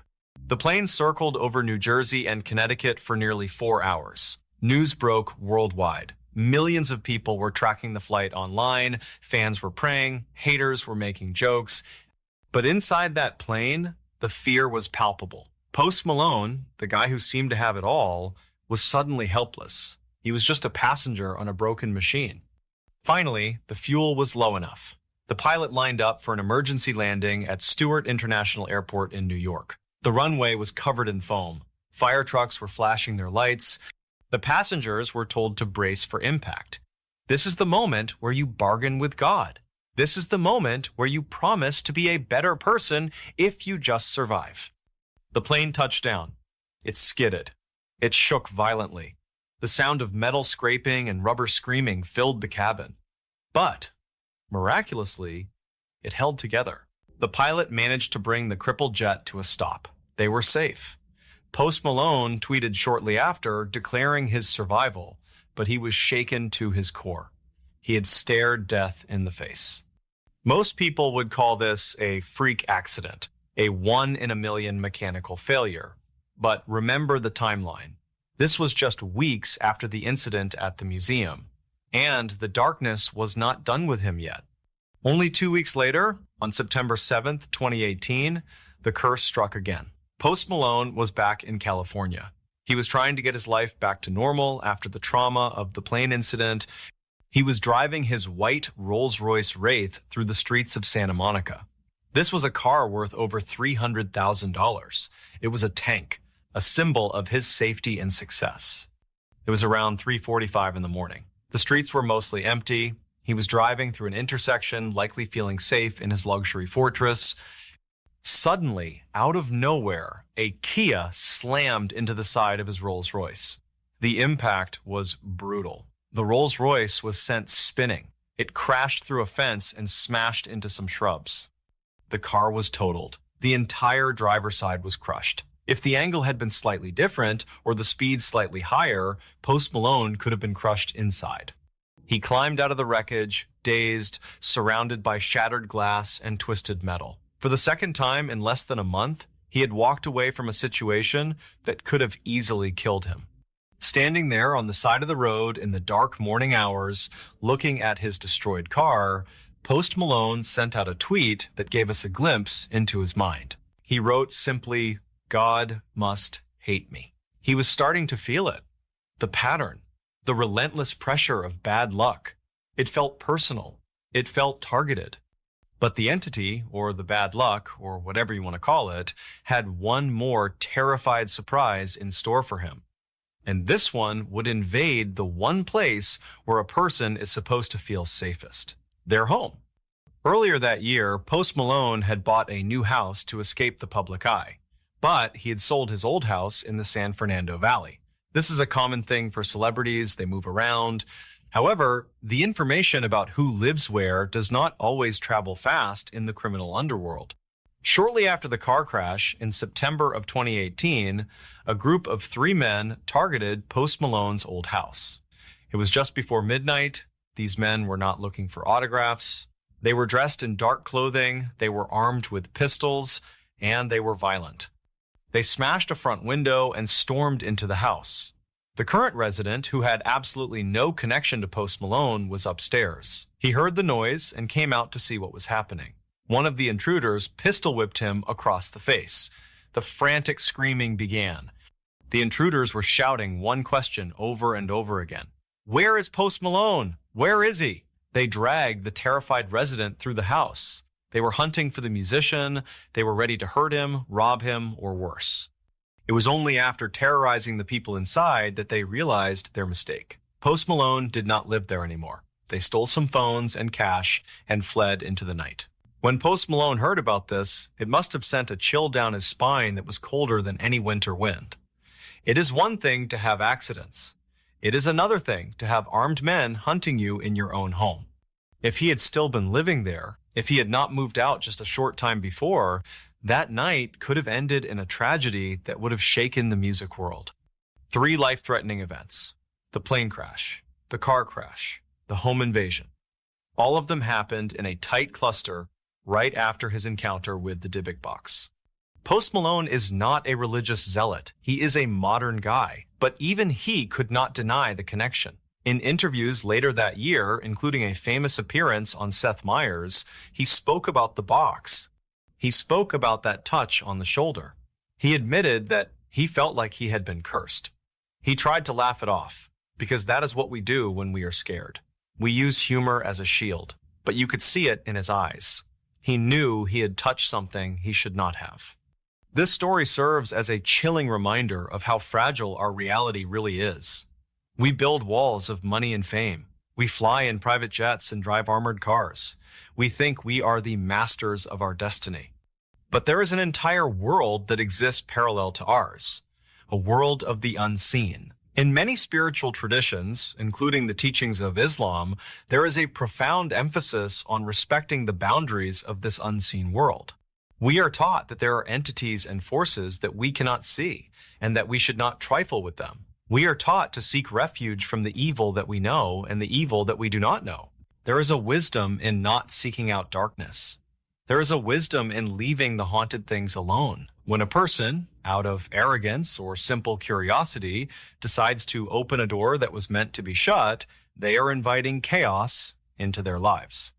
It is like walking into a cage with a sleeping tiger and poking it just to see what happens. You might get away with it once, you might get away with it twice. But eventually, the tiger wakes up. We are encouraged to protect ourselves, not with physical walls, but with our actions, our intentions, and our prayers.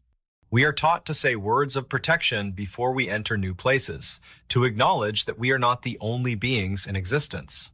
Post Malone's story is a modern parable.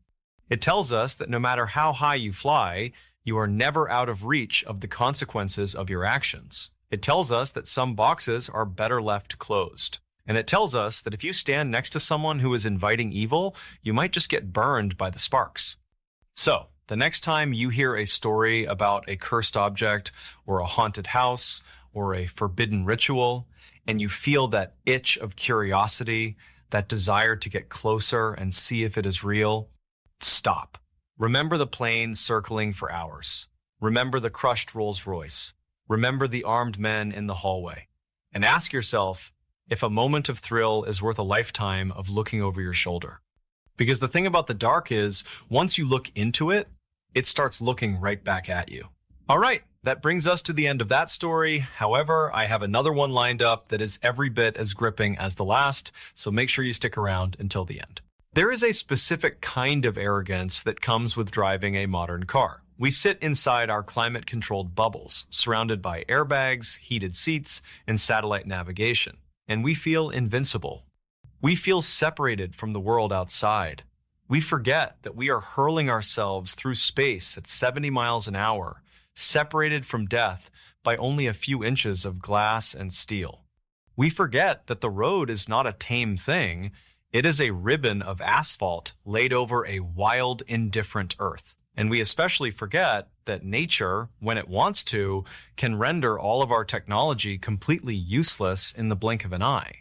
There is a phenomenon known to meteorologists as superfog. It is not just mist, it is a deadly chemical mixture of smoke and moisture that occurs when damp vegetation burns and mixes with cool, saturated air.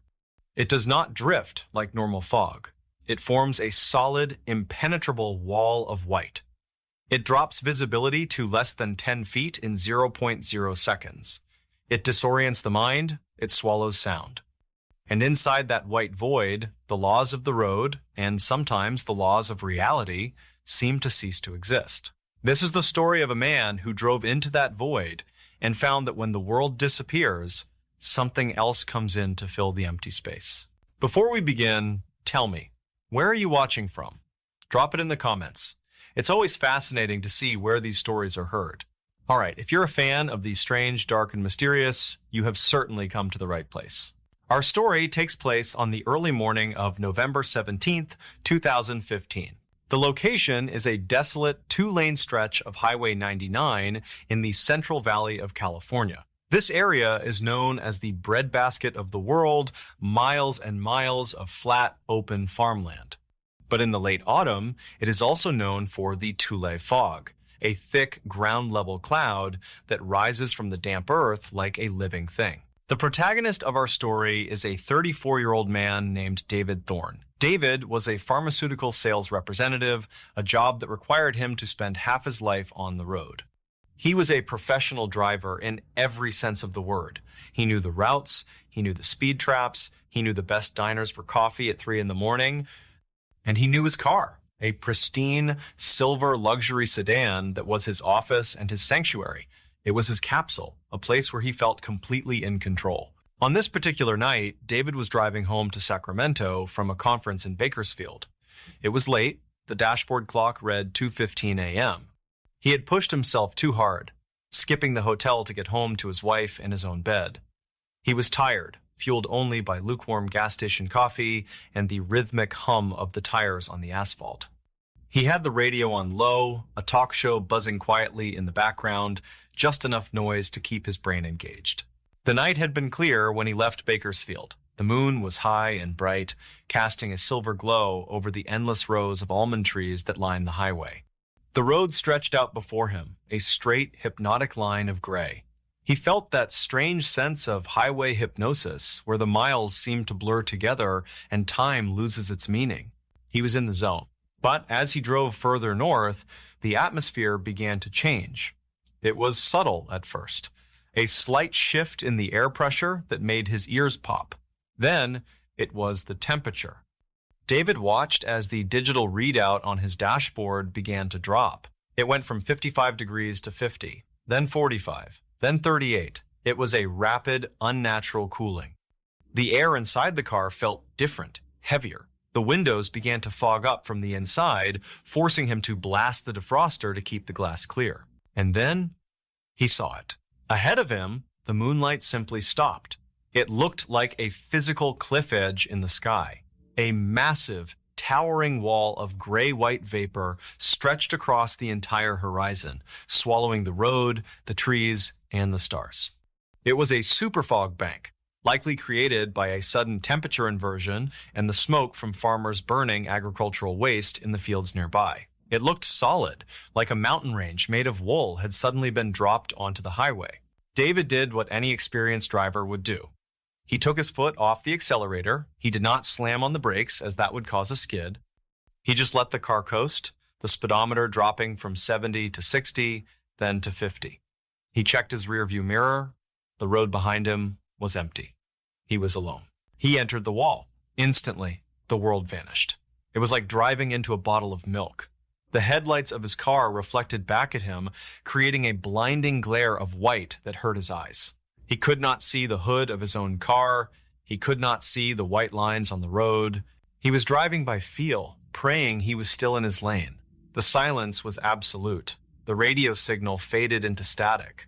The world outside was gone. It was just him, the hum of the engine, and the white void. He drove like this for 10 minutes, his knuckles white on the steering wheel, his eyes straining until they watered. He was moving at a crawl, maybe 15 miles an hour. Every muscle in his body was tensed, waiting for a pair of headlights to appear out of the gloom. But there was nothing, just the white. Then, out of the white nothingness, a shape appeared. It was instantaneous. There was no warning. 1 second, there was nothing but vapor. The next, a dark, solid mass was directly in front of his bumper. It looked like a person, a figure standing dead center in the lane, facing away from him. It was just a silhouette, a shadow against the white.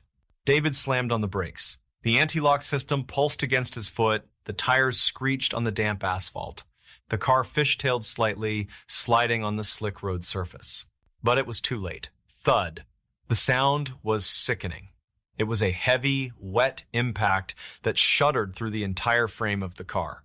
It was not the sound of hitting a deer. It was not the metallic crunch of hitting another car. It was a soft, dense thud. The sedan lurched to a halt. The engine stalled. The silence rushed back in, heavy and suffocating. David sat there, gripping the wheel, his heart hammering against his ribs like a trapped bird. He could hear the blood rushing in his ears. He had hit someone. He was sure of it. He had seen the figure.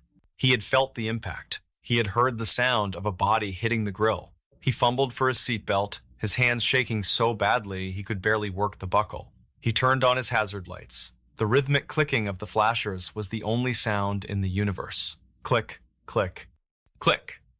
The orange light pulsed into the fog, illuminating nothing but swirling vapor. He grabbed the heavy metal flashlight he kept in the center console. He took a deep breath, steeling himself for what he was about to see. He opened the driver's side door. The cold air hit him like a physical blow. It was freezing, far colder than the temperature gauge had indicated. It smelled of wet earth, rotting vegetation, and something else. Something metallic, like ozone or old copper. It was a smell that made his stomach turn. "Hello?" he called out. His voice sounded flat, instantly swallowed by the fog. It did not echo. It just died in the air. "Is anyone there? I am so sorry! I didn't see you!" He stepped out of the car, his legs trembling. He walked to the front of the vehicle, the flashlight beam cutting a weak, narrow tunnel in the mist. He expected to see a body lying on the asphalt. He expected to see blood. He expected to see the worst thing he had ever seen in his life. He was already rehearsing the call to 911 in his head, trying to figure out how he would explain this. He reached the front bumper. He shined the light down. There was nothing. The asphalt was bare. It was damp and black, slick with condensation, but there was no body. There was no blood. There was not even a shoe or a piece of clothing. There was no sign that anything had been there at all. He shined the light on the front of his car. The plastic grille was pristine. There was no dent, no crack, no smear of fluid. The silver paint was unbroken. The car looked as if it had just rolled off the showroom floor. David was confused. He walked a circle around the car, the fog swirling around his legs like grasping hands. He checked the ditch on the side of the road. It was filled with dry grass and fast food wrappers. Nothing else. He got down on his hands and knees and shined the light under the car, thinking maybe the body had been dragged underneath. Nothing. Just the dark undercarriage of the vehicle. He stood there for a long time, the cold seeping into his bones. Had he hallucinated? The fatigue, the coffee, the hypnotic whiteness of the fog, maybe his mind had played a trick on him. Maybe he had hit a tumbleweed or a shadow or a pocket of dense air.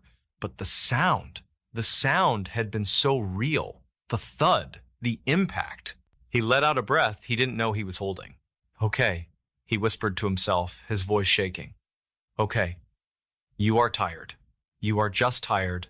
There is nothing here. You didn't hit anyone." He walked back to the driver's side door. He felt exposed out here in the open. The fog felt heavy, oppressive, as if it were watching him. He got back in the car. He closed the door, sealing himself back inside his climate-controlled sanctuary. He locked the doors. He didn't know why, but he felt a sudden, overwhelming urge to lock them. He pressed the button, hearing the reassuring thunk of the locks engaging. He restarted the engine. The dashboard lit up. The heater kicked back on, blowing warm air into the cabin. He took a sip of his cold coffee to steady his nerves. It tasted bitter. He put the car in drive. He began to pull forward, slowly, his eyes glued to the windshield, terrified another shape would appear. He kept his speed under 10 miles an hour. He was shaking. He just wanted to get home. He just wanted to get out of this fog. He had been driving for maybe 2 minutes when he noticed it. The smell. When he had gotten out of the car, the air had smelled of wet earth. But inside the car, it had smelled like coffee and his own pine air freshener. It was a clean, familiar smell. Now, the interior of the car smelled wrong. It smelled wet. It smelled like stagnant pond water, like mud and algae, like something that had been submerged for a very long time. And it was cold. The heater was blasting. He could feel the hot air on his face, but the back of David's neck felt like someone was holding an ice cube against his skin. The hair on his arms stood up. A chill ripple went down his spine. He tried to ignore it. He told himself he had let the cold air in when he opened the door.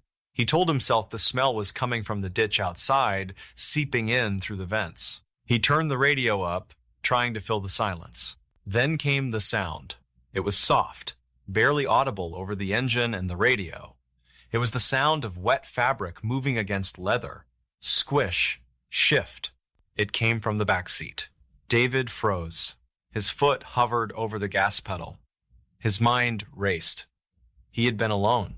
He was sure he was alone. He had locked the doors immediately after getting back in. He had checked the back seat when he got in, hadn't he? He tried to remember. He couldn't be sure. He slowly, terrified to look, but unable to stop himself, lifted his eyes to the rearview mirror. The interior of the car was dark, lit only by the green glow of the dashboard lights. In the mirror, he could see the back seat. It was not empty. Sitting directly behind him in the shadows was a figure. It was soaking wet. Water was dripping from it, pooling on the expensive leather seat. It was wearing clothes that looked tattered and gray, hanging off its frame in wet, heavy folds. But it was the face that made David scream. The face was pale, bloated, and gray, the color of a drowned thing. The skin looked soft, peeling in places. Its hair was plastered to its skull in wet, stringy clumps, dripping murky water onto the headrest. And its eyes were wide open, staring directly into David's eyes in the mirror. They were milky white, devoid of pupils, dead and yet filled with a terrifying, aware malice. The figure did not move. It did not speak. It just sat there, dripping, staring at him. David screamed. He slammed on the brakes again. The car skidded to a halt in the middle of the fog. He spun around in his seat, ready to fight, ready to open the door and run, ready to do anything to get away from the thing in his car. The back seat was empty. The leather was dry. There was no water, no figure, no drowned man. David sat there, hyperventilating, his chest heaving. He turned on the dome light. He checked the floorboards. He checked under the seats. Nothing. He was losing his mind. He had to be. The stress, the lack of sleep, the accident that wasn't an accident. Get a grip, he said aloud. Get a grip, David. He turned back to the front, gripping the steering wheel so hard his hands hurt. Just drive, he told himself. Just drive. Don't look back. Just get out of this. He put the car in gear. He refused to look in the mirror. He reached up and flipped the little tab on the bottom of the mirror to deflect the view, so he saw nothing but the dark roof of his car. He didn't want to see the back seat. He didn't want to know. He drove for another 20 miles. The fog began to lift. The wall of white started to break apart into wisps of gray. He could see the faint outline of trees again. He could see the stars. The sun was threatening to rise in the east, painting the horizon a faint purple. He began to relax. Just a fraction. He was almost safe. He was almost out of it. And then he felt it. A cold, wet hand, heavy and clammy, slowly wrapped itself around his throat from behind. David gagged. The cold was intense, burning his skin like dry ice. The smell of pond water filled his nose, overpowering him, choking him. He felt the fingers tighten, squeezing his windpipe, crushing his larynx. It was a grip of iron. He clawed at his neck, his fingernails digging into his own skin, but his hands met nothing but air. He could feel the pressure, he could feel the cold, he could feel the wetness, but there was nothing physical there to grab. He swerved violently across the road. The car careened onto the shoulder, kicking up gravel. He slammed on the brakes, the car spinning out of control. It slid sideways, off the asphalt, and slammed into a drainage ditch at a steep angle. The airbags deployed with a loud bang, filling the cabin with white powder. The pressure on his throat vanished instantly. David scrambled out of the car, fighting the airbag, falling out of the door into the dry grass of the ditch. He scrambled backwards, away from the vehicle, gasping for air, rubbing his neck. His throat burned. He was coughing, trying to get the smell of swamp water out of his lungs. He looked at the car. It was resting at a 45-degree angle in the ditch. The engine was still running. The headlights cut through the thinning fog, illuminating the weeds. And there, in the back window of his sedan, he saw it. The figure was inside the car. It was pressing its face against the glass. The bloated gray face, the milky eyes. And a hand, a pale, wet hand, was pressed against the window, slowly sliding down, leaving a streak of water on the inside of the glass. David ran. He left his car. He left his phone. He ran down the highway, screaming for help, until a trucker, seeing a man running frantically in the breakdown lane, pulled over to help him. The trucker later said David looked like a man who had seen the devil himself. The police found David's car an hour later. It was in the ditch. The engine had finally died. When they examined the car, they found something that the police report noted with a strange lack of explanation. The car was empty with deployed airbags, yet the pristine back seat was soaked in stagnant water, and a single muddy handprint marked the inside of the rear window. Police matched the sediment to the deadly irrigation canals nearby. David sold the car immediately and fled to the dry heat of Arizona. But even in the desert, he still sees a wet shine in his mirror and smells that swampy water. It is a chilling reminder. We think our cars protect us, but when we leave our homes, we step into a wilderness where we are never truly in control. We are taught that before we turn the key or take that first step onto the road, we should always whisper a quiet intention, a surrender of our safety to the one who holds dominion over the light and the dark. Because once you enter the fog, once the road disappears and the world goes silent, your airbags and your heated seats cannot save you. In those moments, the only shield you have left is the sincere hope that you have entrusted your soul to a guardian far greater than anything that might be waiting for you in the mist. So, the next time you drive alone at night, maybe say that prayer, because you never know who or what might be looking for a ride. When a man of logic, a man of politics and public service, buys a home for his family, he expects certain problems. He expects a leaky roof. He expects a high heating bill. He expects to repair a broken step. He is a man who believes in tangible solutions for tangible problems.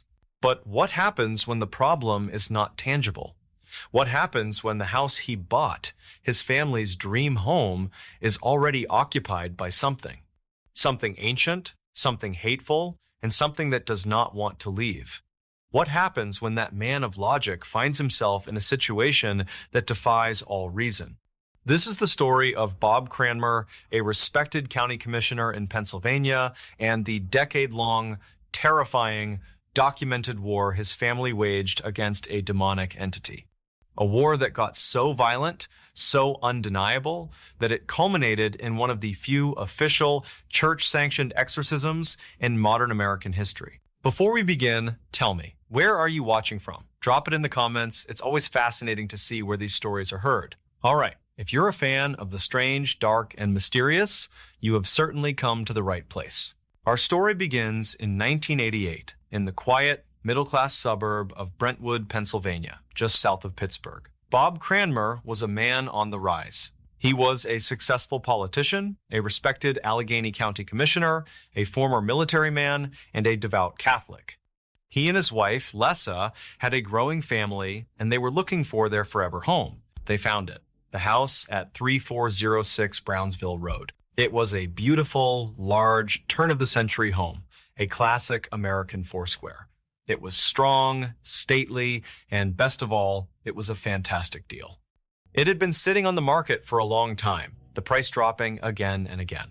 To Bob, a man who understood numbers, it was a steal. To his family, it was a dream. They bought it, and in the late summer of 1988, they moved in. For the first few months, everything was perfect. It was the chaotic, happy noise of a young family settling into a new, large space. But as the first winter approached, the house began to show its quirks. And these were not the normal quirks of an old home. It began, as it so often does, with the cold. There was one room, an upstairs bedroom, that was always cold. Not just chilly, it was a deep, penetrating, unnatural cold that clung to you, a cold that the furnace could not touch. Then came the sounds.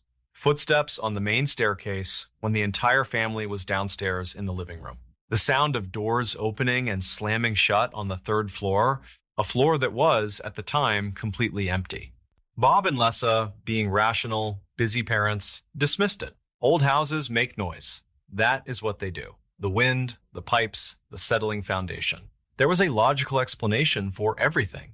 They were a modern family. They were not going to be spooked by shadows. But the house did not care if they were rational. It was just warming up. The activity slowly began to change, shifting from passive noise to active, intelligent harassment. It started to focus on the children. Toys would be moved. A ball left in the corner of a room would suddenly, violently roll across the floor as if kicked by an unseen foot. One of their sons reported his closet door shaking violently in the middle of the night, as if a large animal was trapped inside and trying to get out. And then the entity began to get personal with Bob and Lessa. They would be lying in bed, just on the edge of sleep, and would feel the mattress depress, as if a third person, a heavy, invisible person, had just sat down on the edge of the bed.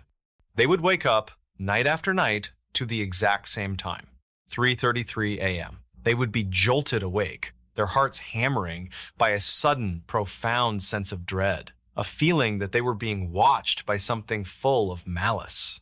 The house had an odor. Not one, but many. Sometimes a foul, sulfurous stench like rotten eggs would fill the main hallway, only to vanish moments later.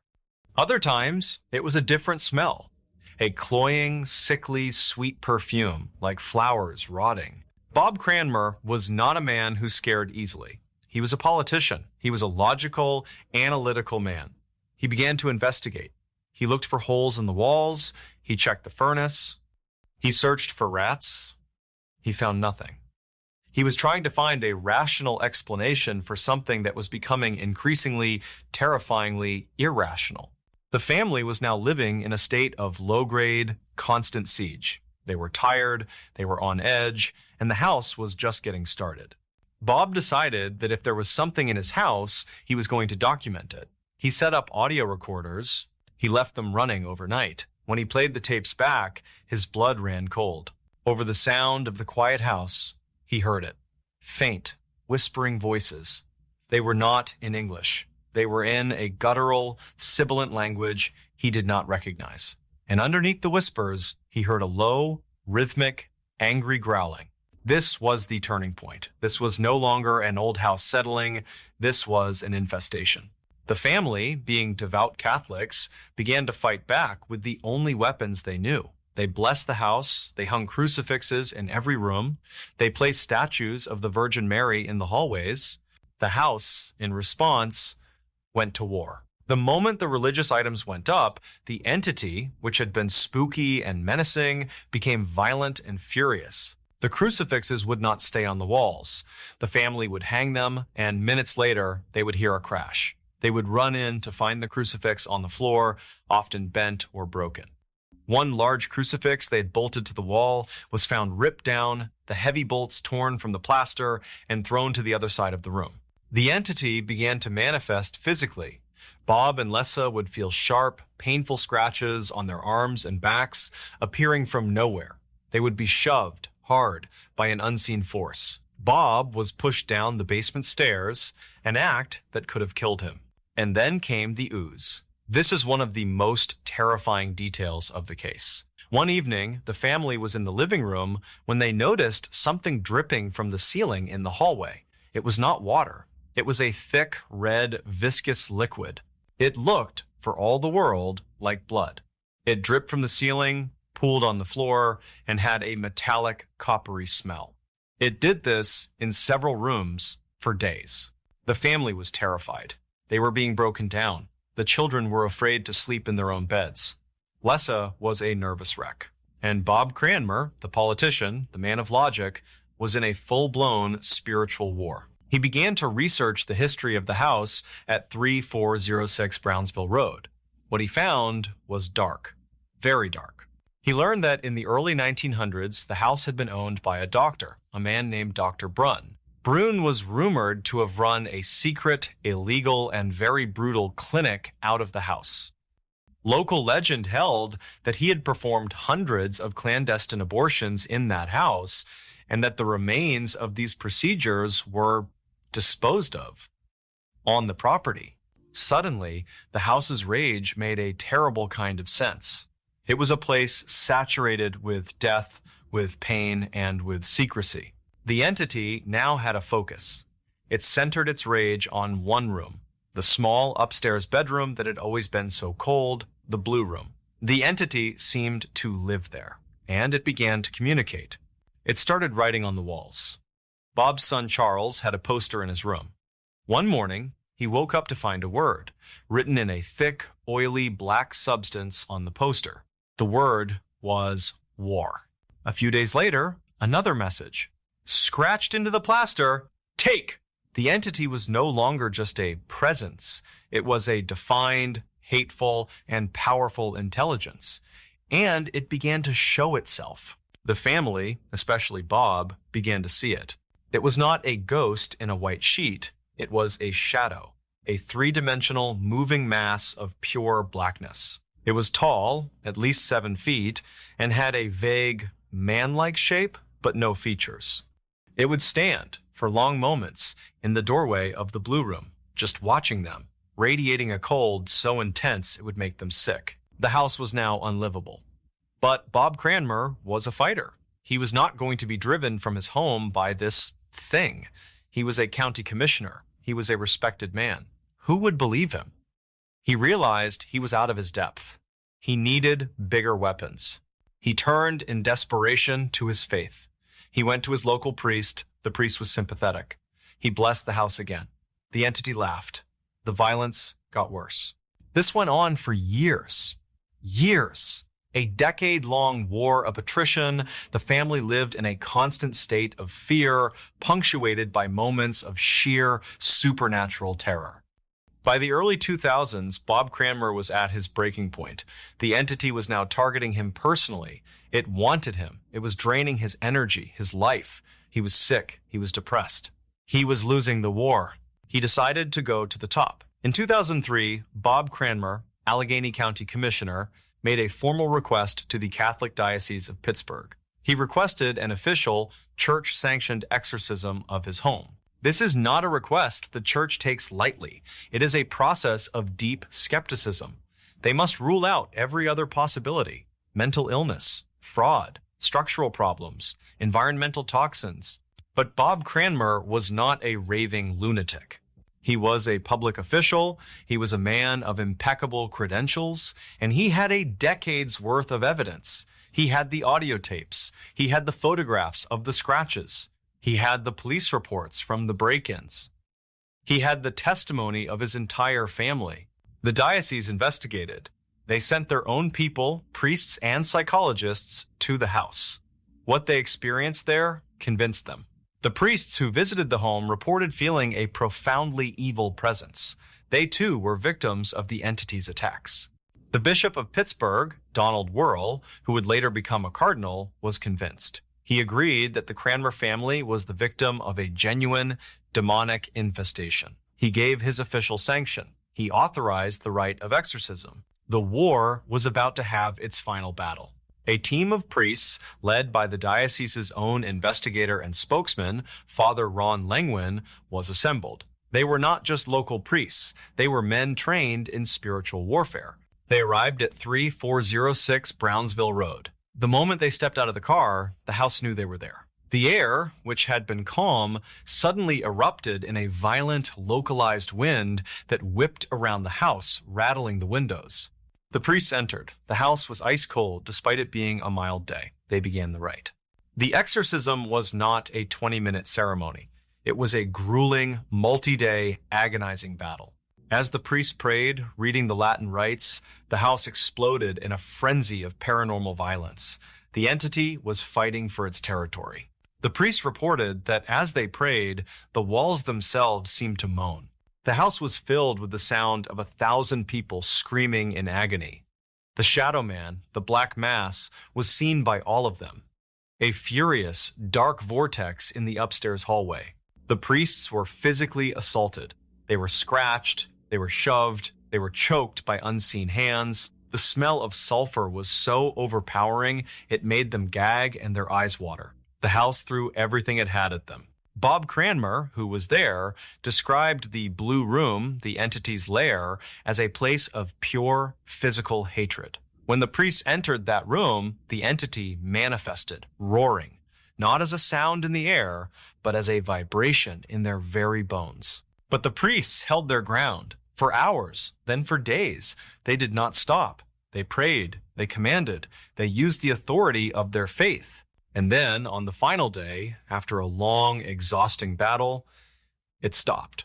The screaming stopped. The wind died. The house, which had been ice cold, suddenly returned to a normal temperature.